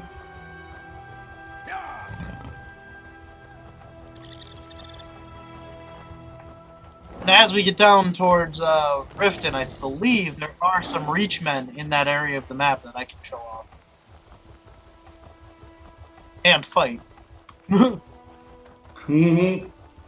Oh, I think this... Oh yeah, this is those vampires. Oh boy, trying to get to combat with them. Oh, thank you. Please don't attack me. Don't want to become a vampire. Just don't want to deal with your BS right now. Oh shit. Okay, I'm in combat with some vampires. Go, lion, go! We're being chased by fiends. By fiends? Because they're called blood fiends. It's like blood for them is crack. Well, that'd be a vampire then, yeah.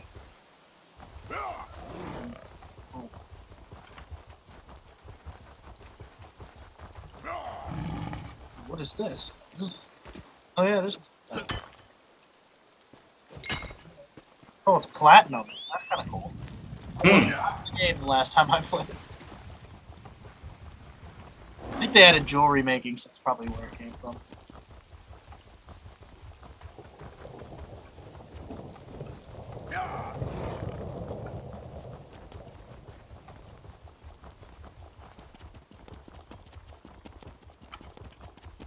Even here, you can see some of like the Nordic style, just even on these light poles. Mm-hmm. Yeah.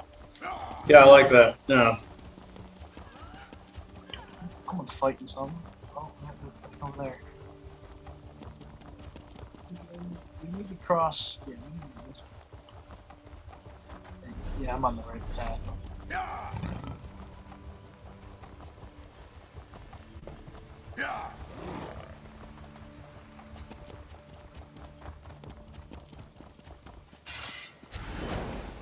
Oh, wandering merchant, the werewolf. If you follow this road, you'll cross into the rift. What do you got? Just random crap.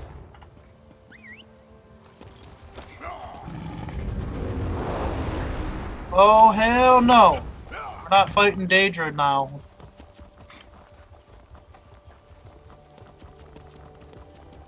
Not here for that. Yeah, it's interesting. Their portals are like horizontal like that when they come down from Oblivion. Yeah. And that's like only that one plane of Oblivion does that. Hmm. Oh, Molag Bal's plane. Yeah, his plane tends to come in that way. Mehrunes Dagon's, only massive portals come down that way. Ah, okay.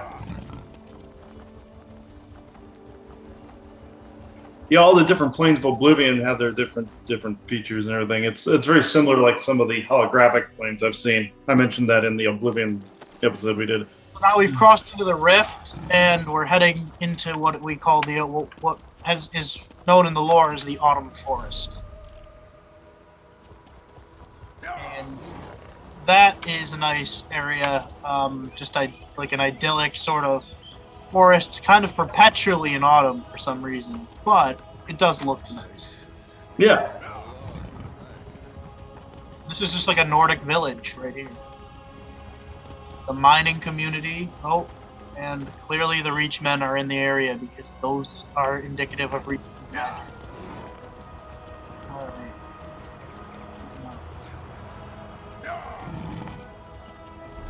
I want to get to...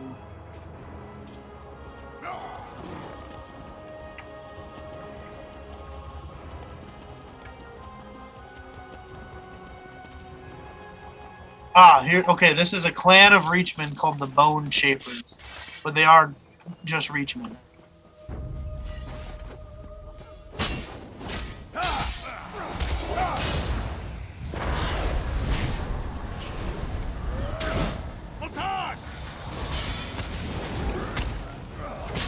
The fact that there's Reachmen in the rift, that's odd. Yeah. Well, like we said, they tend to be like traveling barbarian clans. So Oh, that's right. Yeah. Yeah. even though they tend to only be okay, well thank you, player. She's going at Yeah. that. Okay. She must know the current meta in this game that I don't. The current what? The meta, which is like the current game state, like what does the most damage and stuff. Oh, okay. Yeah. Yeah. Yeah. She mowed them down pretty quickly. So yeah. Yeah, where I was just kind of fighting him. Plus, I'm a different build than him. Yeah, and the Reachmen will summon those things called lurchers, which are like big golems. Yeah, they had a version of them in Skyrim too on Solstheim, a slightly a different version of those. But yeah, rock golems have their origin with ancient like Hebrew myth and lore. They started out as like a conjuring, I found out, and became their own species after a while. Like a certain expression that became a species. And now they're a form of rock being that exists now on Earth. Yeah, Usually so, in the inner, you know. as you can see, these Reachmen have tried to come in and get this area for themselves. Or they're putting up, more than the fact they're putting up a mighty. Mike, no! Please call the forth one of the ghosts.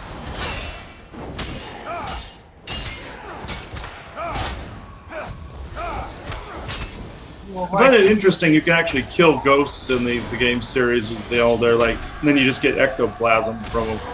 From what I know, it kind of just is like it just gets rid of their physical form. It doesn't kill them. It just kind of physical form. Yeah. Gets what? I didn't catch that.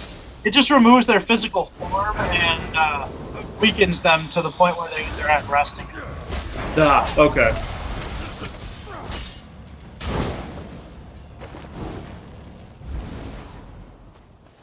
All right, that's enough of fighting with Reachmen. Let's just get to Riften. Okay.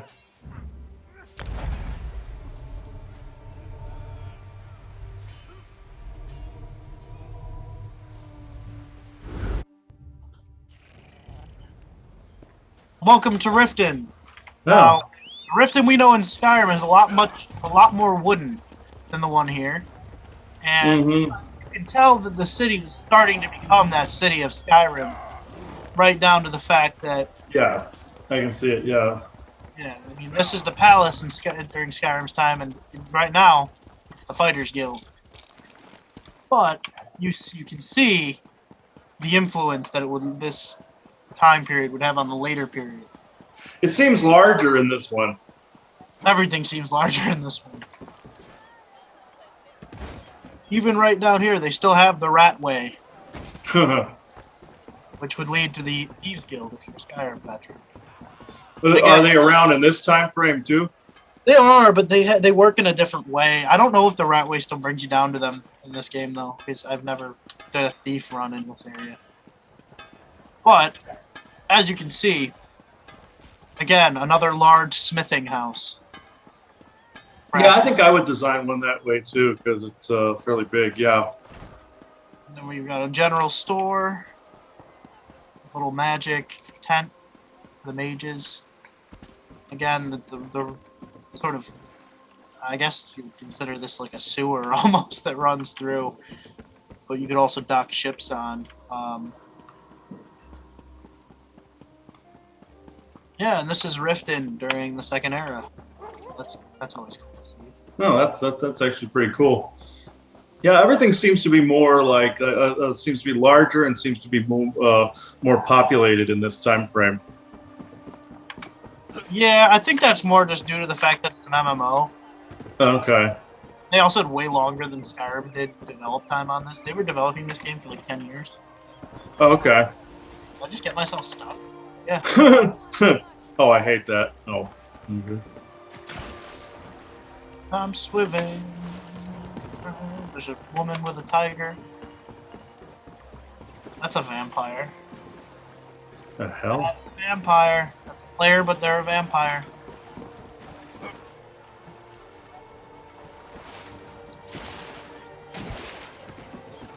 We're gonna go in the right way. Let's see where it goes in this time frame. Yeah, let's see what it does here. Yeah. Yeah, I'm curious too.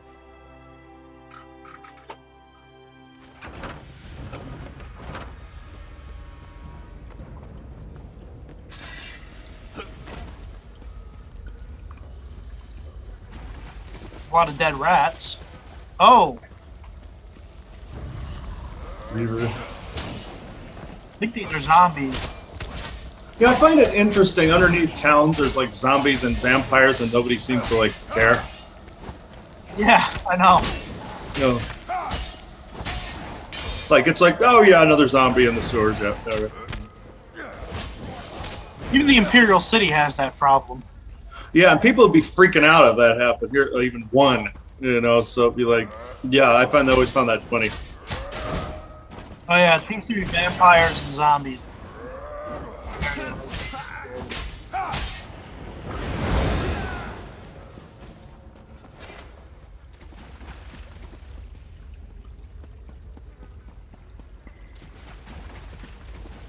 There's the drawbridge that we could bring you to.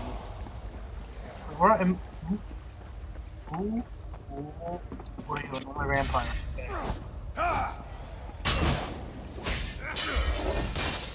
Can you catch the vampire virus in this one too?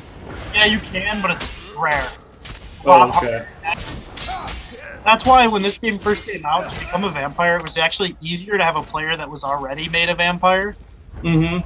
Pay them in the in-game currency to fight you as a vampire than Oh, okay. Oh, I didn't catch that. What was that? It was so rare back in the day that it was easier to have a player that was already a vampire turn you than it was for a vampire, like a situationally created vampire to do it. Oh, okay.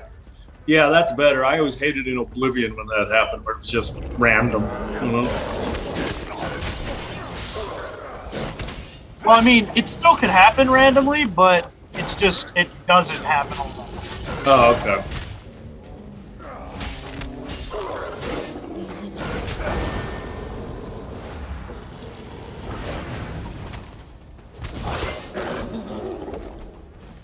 Alright, well, I'm guessing that the thieves are not down here in this time frame. Yeah, it sure's got a lot of vampires and hellhounds and zombies that you'd think would have overrun the town by now. They definitely have enough to try. No.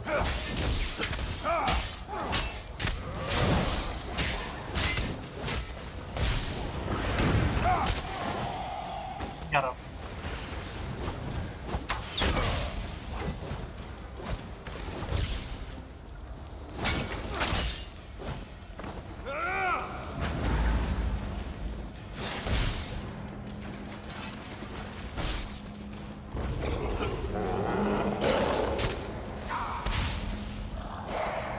Aha! I just ran into a corner. Now they're all going to follow you in there. Okay. Can't get by. Okay, no floating. The hell? Now you have to fight your way out of there now. Yeah, I was gonna say, either death or you can fight your way out. Yeah. Alright, I'm getting out of here. Yeah, I would. Game didn't crash. I hit a button that brought me back to my home screen. That was interesting. And eventually, that becomes the Thieves Guild. You want to know? I want to know where it goes from point A to point B, from zombie and vampires to Thieves Guild. But Well, there's a good 1,000 years in between there, so. yeah. Suppose anything could have happened in there. One's too many down there, I would say, in a town like that. And then nothing's happening up top. They're all like confined down there. So. Right there. Like I was riding like an armored dinosaur. You're riding a wolf. I'm riding a lion, so I guess we're all weird. Some of the farmland around the towns. But as you can see, you can really see like that Nordic style. On the building, even down to like the dragon head. Down to the Arctic. Yeah. A nice statue of a Nord warrior. Feast your eyes, pilgrim. The great Vithon Battlewolf and his Battle Wolf. We won't see his likes again, as Mother always said. Curse her tongue. All right then. Alrighty. Something random. This guy reminds me of Odin a lot. Bird on his shoulder, blowing into a horn. Yeah, that's exactly it. Yeah, that looks a lot like him. Like say like figures like Tiber Septim and Ysgramor and all of them. Yeah.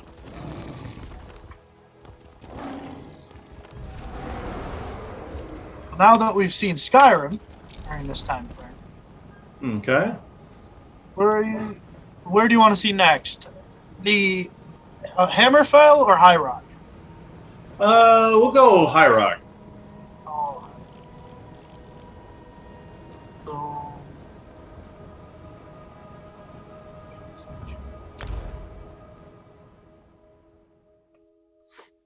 we'll go to Daggerfall and Wayrest, which I will not ride between because it is a very long ride.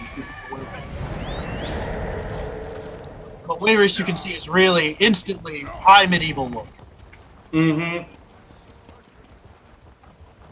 it's that Arthurian look and feel to it. Yeah.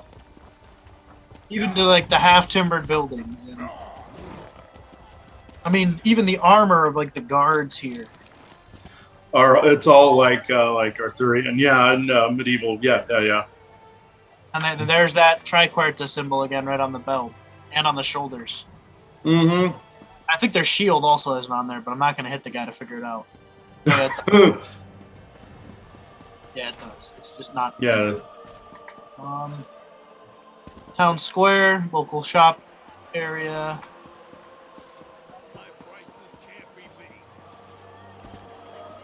Oh, look at this one. That's a true Nord right there. Look at him. Yeah, it is actually. And then that's like the light armor that the local group uses.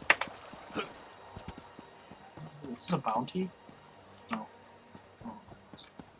That's another Nord.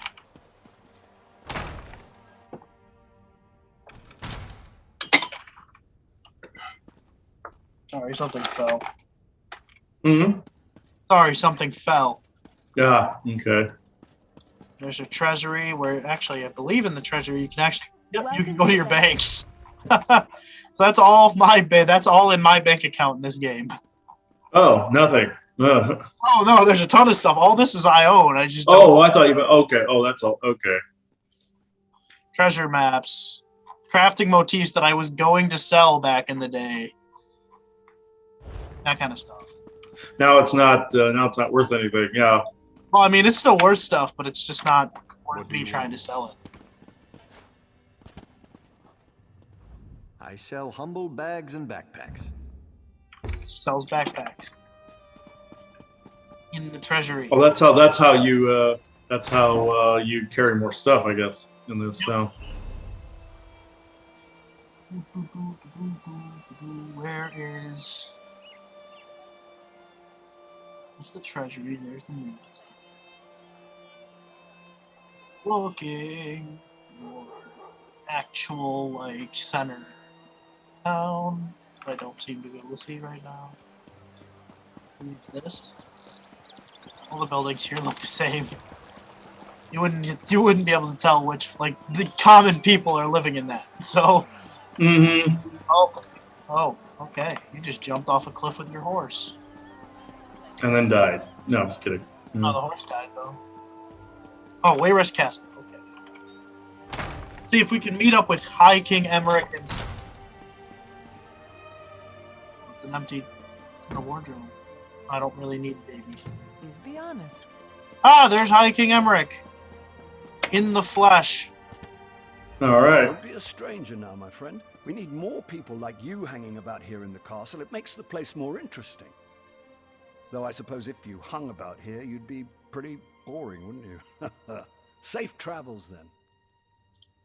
You do a couple quest lines with him. And then that's his queen, who is a Redguard, daughter of the king of Hammerfell at the time. Oh, okay. This was a threat to the Daggerfall Covenant as a whole. So Alakir thanks you as well. My sister was always headstrong. She chose Duke Nathaniel, and she wouldn't take no for an answer. They were on a state visit when we met the king and the duke. My wedding was first, followed shortly by hers. Now Lakana is dead, and the Covenant is shaken. My husband and I must travel to Alakir to speak to King Vaharajad, my father. We will return my sister to her birthplace, Sentinel. We'll keep the Daggerfall Covenant strong. Lakana wouldn't want her death to imperil all we've worked for. In all the years I've known him, I've never seen Godrun so emotional. I'm sure the king will forgive him, but I worry that he will not be able to forgive himself. On behalf of the Knights of the Flame, I came here to pay my respects. You saved my order, and now my king, friend. I have a feeling I will hear about many more of your accomplishments in the future. I'm honored to know you. Knights of the Flame are one of the knightly orders. In High Rock, they do tend to have many knightly orders trying to get famous and become warriors. Oh, okay. Jewelry hangs cute. Ah, good to see you again, my friend. Your fame is growing fast. I hear your name all the time now. Better you take the spotlight and I can stick to the shadows, eh? I am too, my friend. I am too. I hear the king was ill, and I understand we suffered from similar afflictions. I am, a little distracted, but yes, I came to pay my respects. Seeing Sister Sophia here has caught me off guard. Do you think she could ever forgive me? Very smart. You are a wise counselor. After I speak with the king, I will make my apology. Thank you, my friend, for everything.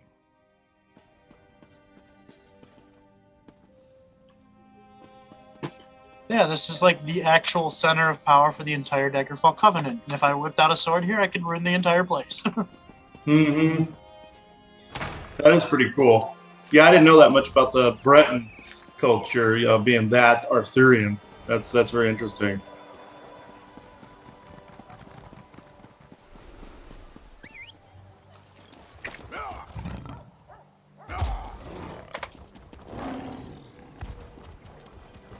Breton statuary of knights.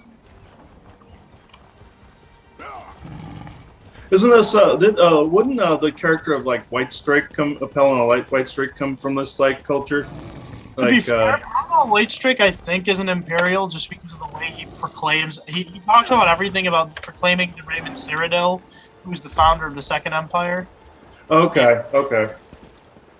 I think Paladin Whitestrake is a very interesting lore thing that we could do a whole show just on Pelennor Whitestrake and his most likely time traveling endeavors. Oh, that would be interesting to do another one like that. Yeah. That we could also do the rise of the First Empire, then we could do a rise of the Second Empire and the rise of Tiber Septim's Empire at the same time.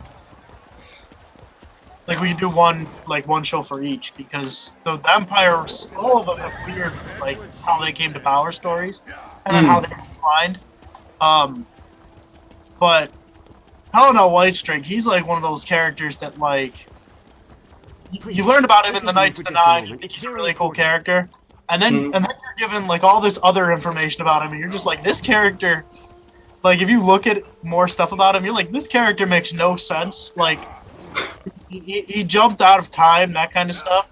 He just appeared. Yeah.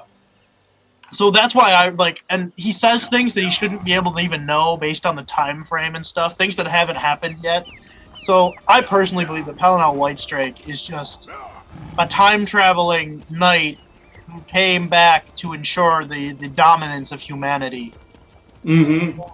Yeah, I feel that's true. It's supposed to be a rendition of the White Knights, and he came back and kept the timeline intact. Yeah, and he was an extremely violent individual. Like you know, the White Knights sometimes get a bad rap for how like violent and militant they are.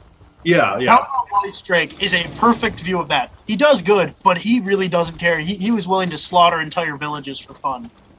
Oh my God.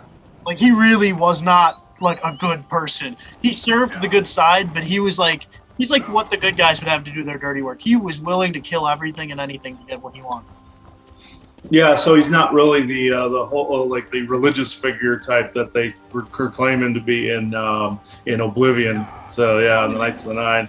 Fair, even in the Knights of the Nine, you don't even learn that his name throughout the whole DLC. You only learn his name in like a book. Yeah. Okay. In the game, they only call him like the Lost Crusader or something.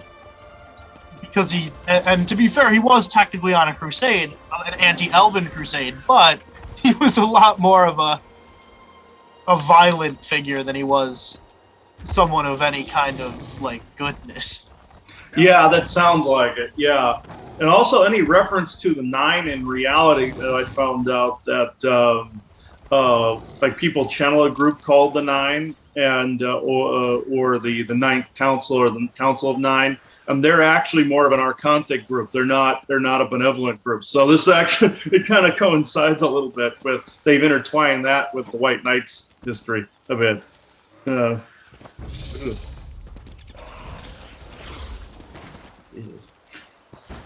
Huzzah! Yeah, when you jump down that like that, I just kind of see this like as you're going down, it goes, yeah. Oh, goblins.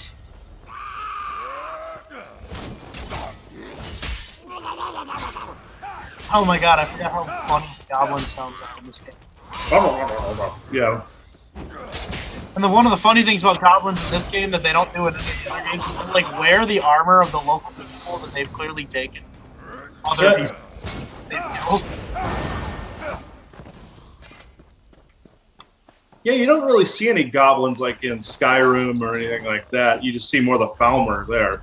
There's the Reeklings in Skyrim on Solstheim, but yeah, no, goblins do exist in Skyrim, like, lore-wise. They're only in, like, sort of fringe areas of Skyrim, but because the Falmer and the Reeklings tend to be there, but in Oblivion, they're all over the place. Oh, okay. Oh yeah, they are there. And I think it was just due to the fact of time constraints for the Bethesda team making Skyrim that they didn't add more enemies, like, that would be there lore-wise. I mean, there's some really crazy creatures talked about in the lore that seem to be fairly common based on the lore that aren't in the games just because they were on a time constraint when they made the game. So, I mean, they talk about how they're different, like with the giants. All we normally see in Skyrim is like males, but you learn about giant like females, which are like, and the giants are a matriarchal society based on like the lore. Oh, okay. Yeah, you don't see any of the females there. Yeah. And it's a lot like it's like a reverse harem situation where like a female giant will take them like a multitude of parts. Yeah, that's interesting. Yeah, usually it was the other way around, where it was one male and had a bunch of females. Yeah. Yep.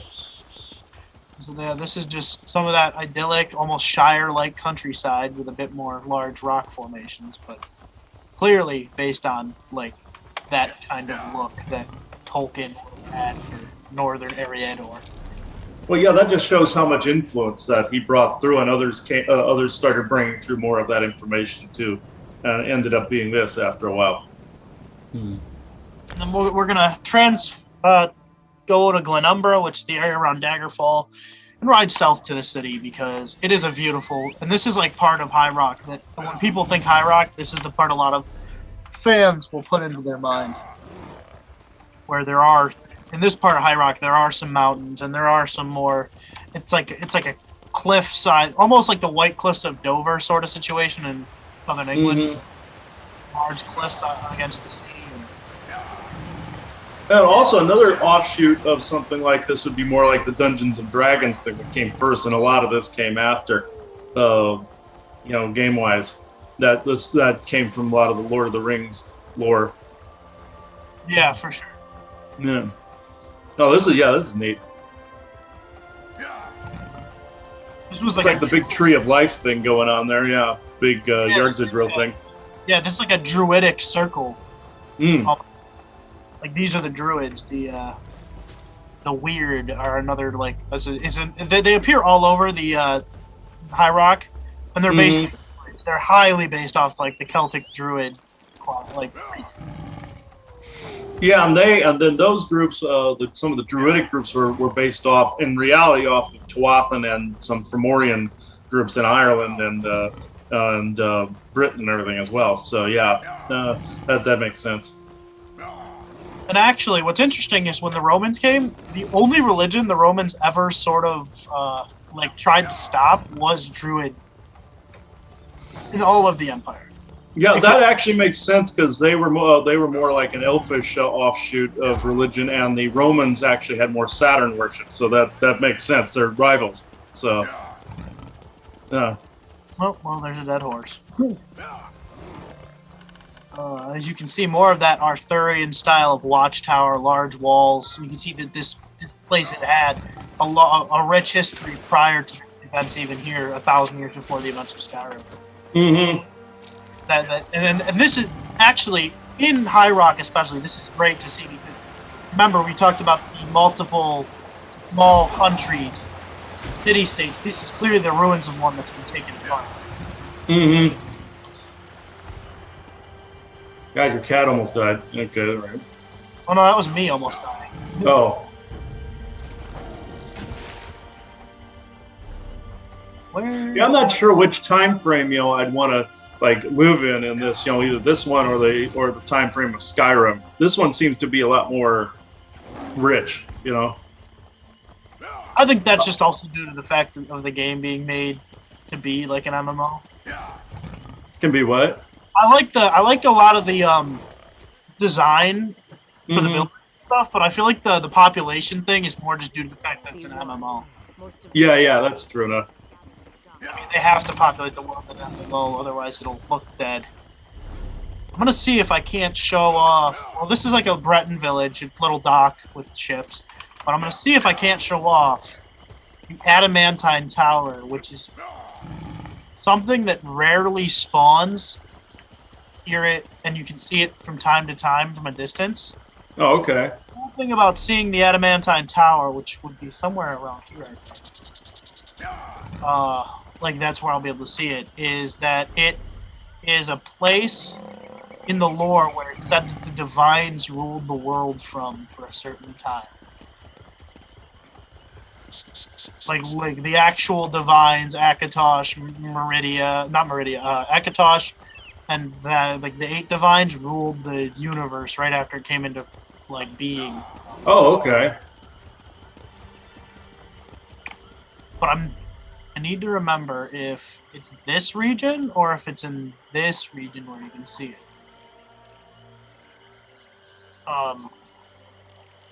If not, I'll just show a picture of it afterward. Okay.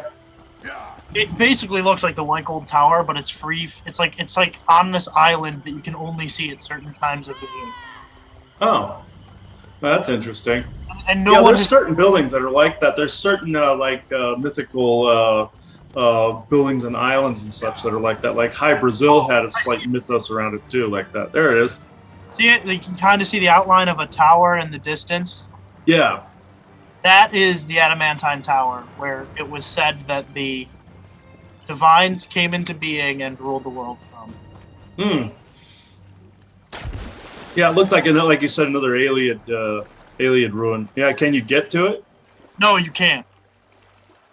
It's actually implied that there's like a magical thing around it, so that only certain people who were like anointed by the gods can. Oh, okay. Yeah, it's just like with High Brazil, when the explorers tried getting to it, they could see it, but they couldn't get to it. And eventually there was an explorer that got to it at a certain time of year. I believe it was around like a solstice period or something like that, that they were able to explorers were able to get to it and saw a bunch of weird animals and stuff like that, like unicorns, I believe, came into it, weird little bunny-looking creatures and everything. But yeah, this is kind of like High Brazil, where you couldn't exactly get to it, but you could see it. And that was off the coast of Ireland, I believe.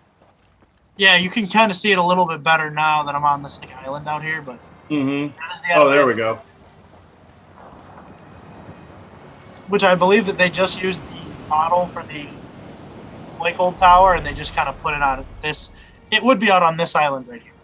Yeah, yeah. It's too bad you can't get to it and explore. That would be interesting. Yeah, it would be. And now we're going to show off Daggerfall itself, because that's another really cool. Okay. Well, I mean city. This is a city. And this is the edge of High Rock, like the southern coast of Thank High the Rock age. is right Bankroll Daggerfall. Pass is safe again. again. Okay. A lot more of the same look that we had in Wayrest, where it's a lot of these like fired fantasy styles buildings, half timbered areas, and that kind of stuff. My Mm. horses. Any more money?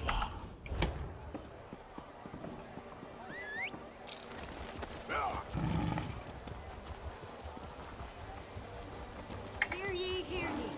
Stay out of trouble and we'll get along just fine. What if I want to be in trouble?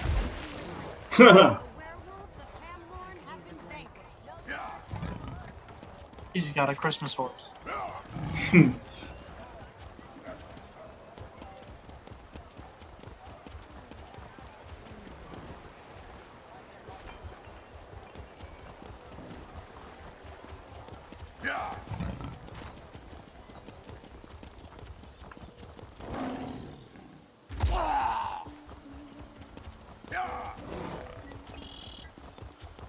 And then this goes down to the port area, which is always cool to see.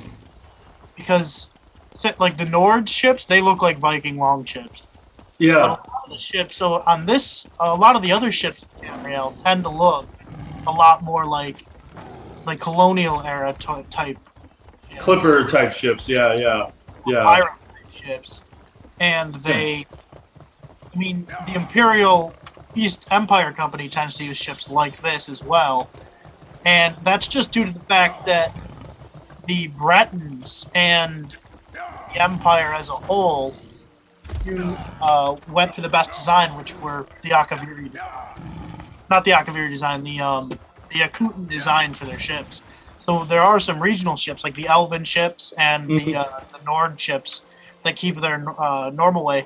And it has actually been stated in the lore that prior to adopting like the pirate ship design, the Imperials used what we would call triremes, which are sort of the type of ships that the Romans and the Greeks used. Mm-hmm. Yeah, Roman trireme. Yeah, yeah. And that after after a certain point, when they fought the Yakutans, they transferred to these because they were just better designed ships. Yeah, these are more like the traditional, like pirate and colonial types, Royal Navy type. Yeah. And one of the cool parts is there are cannons on some of these ships, but there's also mages that will do like magical versions of cannon attacks. Oh yeah, because I don't think they have gunpowder here, so they just use magic. Yeah. Well, I mean, they do have normal cannons, but there's like mages are sometimes also utilized. It's cool. Yeah, I wasn't aware they had guns and everything too. So yeah. Do, but they're like, it's not gun, it's magically used. So a mage would still use to light it, but it's not like a gun. It's just like a can. They only really have cannons. Okay. Which, to be fair, even during like for a while there, cannons were the only source of gun on the world. like hand weaponry like that didn't come about until a bit later. Ah, okay. Yeah, because in games like Oblivion and Skyrim, you don't really see you don't see any handguns or hand weapons. Personally, I think that it's a regional thing in these games, and like a lot of places don't have access to that kind of stuff. Ah, okay. Yeah. Okay, well that's great. In the chat down there, somebody said, "Give my effing pants back." The hell? All right. In the bottom left. The hell? Yeah, I can see that. That's that. I always love it when random crap like that comes up because that's hilarious. Oh yeah, and then this other guy goes, "Typical Daggerfall. People are stealing each other's pants." Oh, that's funny. For the knights of I could use a little help here with my pants. Somebody else said. Yep. I mean, that's just the Elder Scrolls community having fun. That's hilarious. And this is a great view of the city. Yeah, it is. That's really cool, actually. Yeah, well done. From the city palace. Yeah, it's a good example of the architecture and everything. I like that. Yeah, I think I'd have to live in an environment like that. You know, if I was in like if this were a place I could go. You know. The hero of Daggerfall. I'm honored. I get where you're coming from. I'm gonna stick with Skyrim though if I had to live in this world. Yeah, I know Skyrim would be another one. Yeah, if I had to live there, either one, I would pick. But I like both of them actually. Yep. I want to know what the heck is going on over here. Why there's a weird skull banner? Are these guild shops? They gotta be guild shops. I don't know. Welcome. You stand amidst the Circle of Champions, a guild formed to test the greatest fighters of the realm in games of skill. Oh, this is like the new PvP one-on-one stuff. Oh, where you can fight other players? Yeah, it's like an arena thing. And I guess those Okay.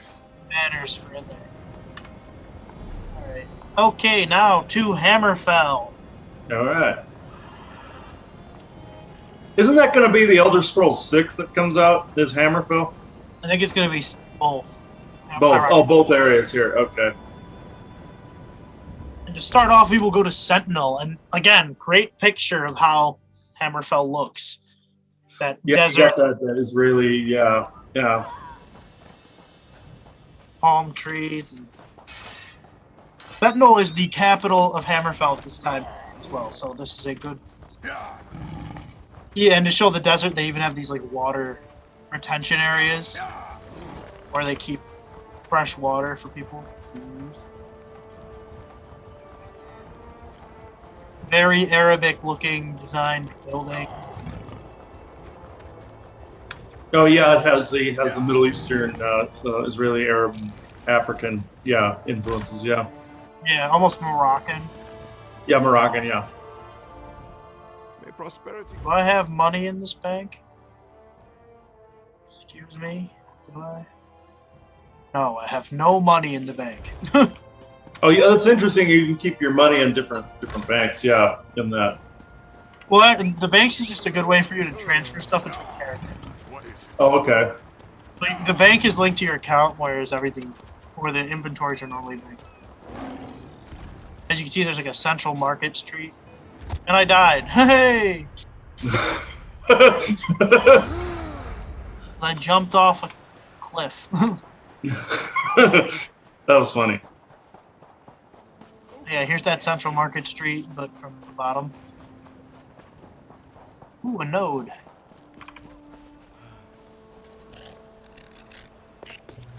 Hinata. And that's a guard for the local area.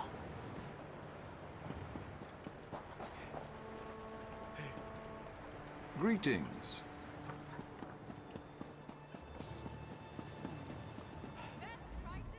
Welcome to Ninabon's Emporium of strange and wonderful things. Can I interest you in a lizard catching net? Or perhaps oh, you must mean Monkey. Yes, he is adorably large, isn't he? I'm afraid I spoil him. Only the best bugs are good enough for my monkey. He's quite smart, aren't you, monkey? Quite a little smarty. Yes, it may seem odd, but it makes sense to me. From the time I could walk, I wanted a pet monkey. I pleaded and begged, but my father always refused. Monkeys are arboreal, he said. I still don't know what that means. One has to start somewhere. Monkeys are terrific. Everyone loves monkeys. And if I can't have a monkey, a lizard's the next best thing. You know, sometimes I wonder how my life would be different if my father had only given me a monkey. Okay. I don't want to talk to him. I want to look at the lizard. It's a lizard. That's hilarious. I'm sorry, my friend, but my services are by appointment only. You and your goat? Okay.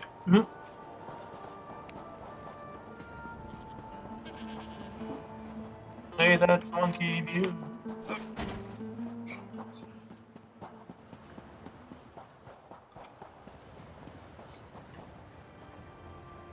Once again, well met. I hope you are enjoying the warm air of Sentinel. I find it quite bracing myself. Yeah, he looks like a lot of the Elven tribes people I've come across. I think that was like an elven archaeologist. Hmm.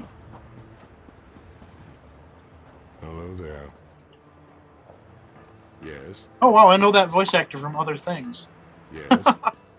Oh yeah, yeah. I recognize that he. I believe he was did part of the Dark Brotherhood in Skyrim as well. He's done a lot of documentarial stuff too.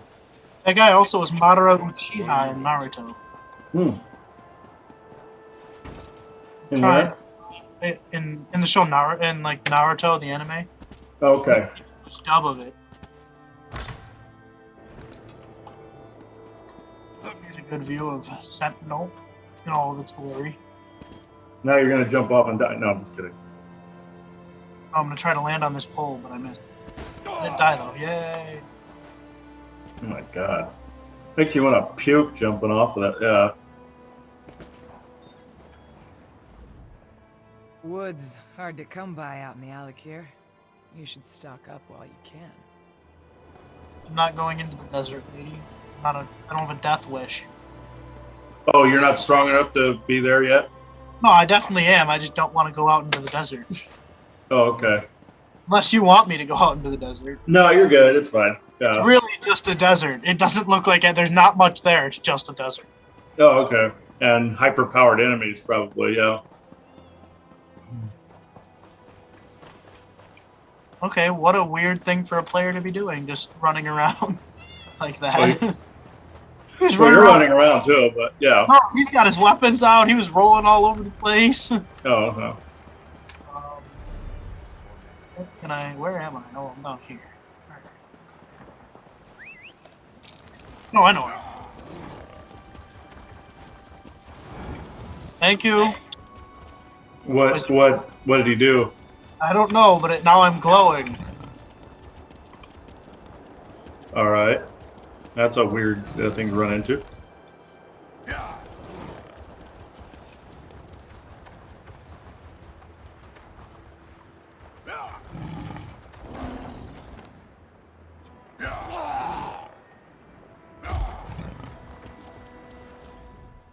Swords aloft, warriors!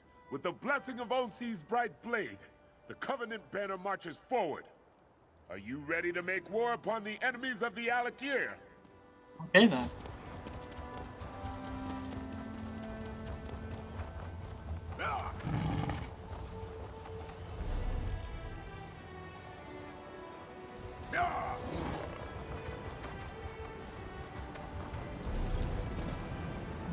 Now, where to show off that is also a good one here. I reckon him. I guess I'll go to the next other city in this area.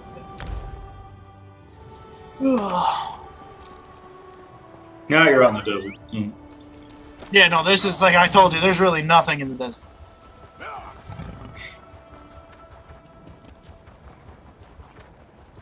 And this is like the edge of like the actual part of the desert, this area. So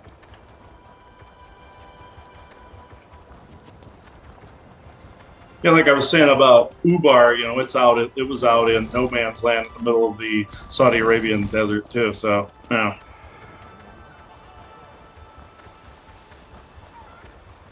And this is like the height of Hammerfellian culture, I guess. This is like the center of where they're powerful for their culture.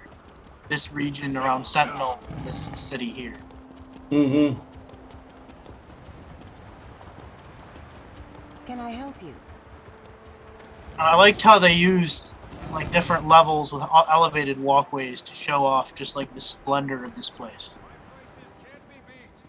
That this is a different culture compared to the rest of Tamriel. I like that. Oh yeah, they have that's just like in the Middle East where they all have the elevated like walkways and everything like that to show off the city.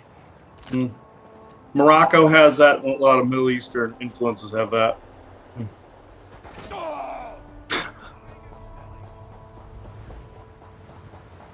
I love how he goes, oh, every time I jump off something. Yeah, like your femurs would be jammed up into your skull by now. It's like as much as you've been jumping off. Oh no, not good. Oh, that's Molag Bal Gate. Yeah. Well, we're gonna look the other way because I don't want to deal with Okay. that. And you're gonna jump off again.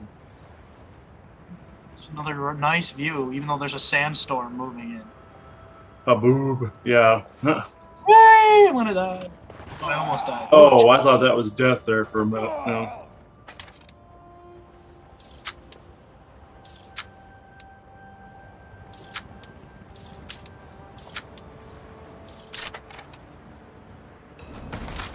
Oh yeah, 71 gold and a mace.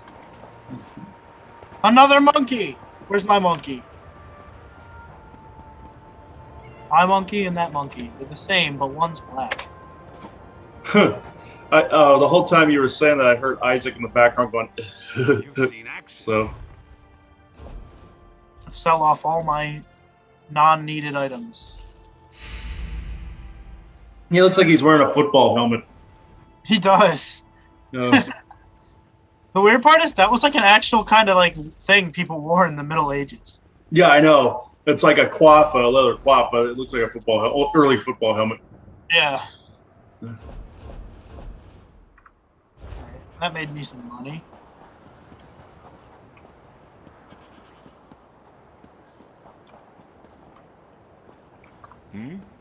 Don't look at me. Oh.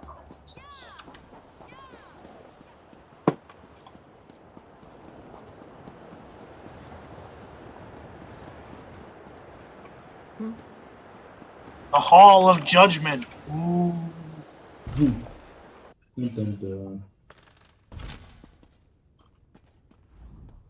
Thank you for your assistance, Wayfarer. Though the thought that I was serving a traitor like Sulma is sour as milk from a rotting goat. Hello there. The Magistrate is the hand of our forebear king, and she consorts with necromancers? Faharajad's rule continues to bring nothing but ruin.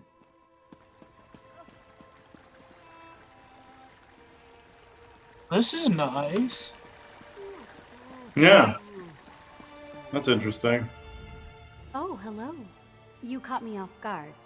My pretense is that I am doing research, but I really come to watch Bailiff Triard. By Tall Papa's starry breeches, he is handsome beyond measure. Hey, by Tall Papa's starry breachers. Okay. You are a Dunmer. What are you doing here? You shouldn't be here. I think there were a couple of them in there, yeah.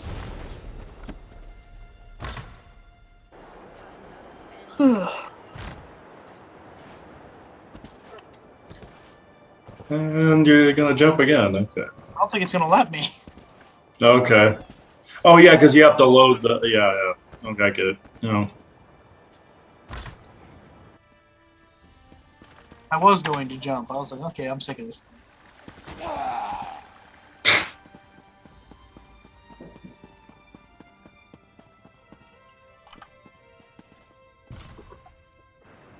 Ugh.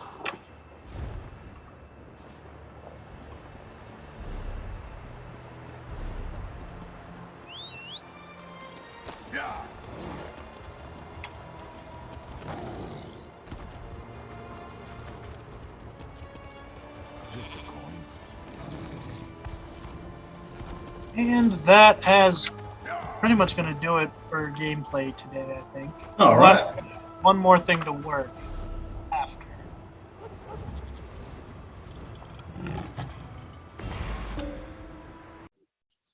They gave me free stuff. Claim reward. Yes, that's really cool. Yeah, that was very interesting. I liked that. Showed off a lot of the races and architecture and everything. So yeah, this is. I don't know if you have anything to add. I can take it out from this point. Let me see if I can't get one. Well, that's not what I wanted to do. Okay. Yeah.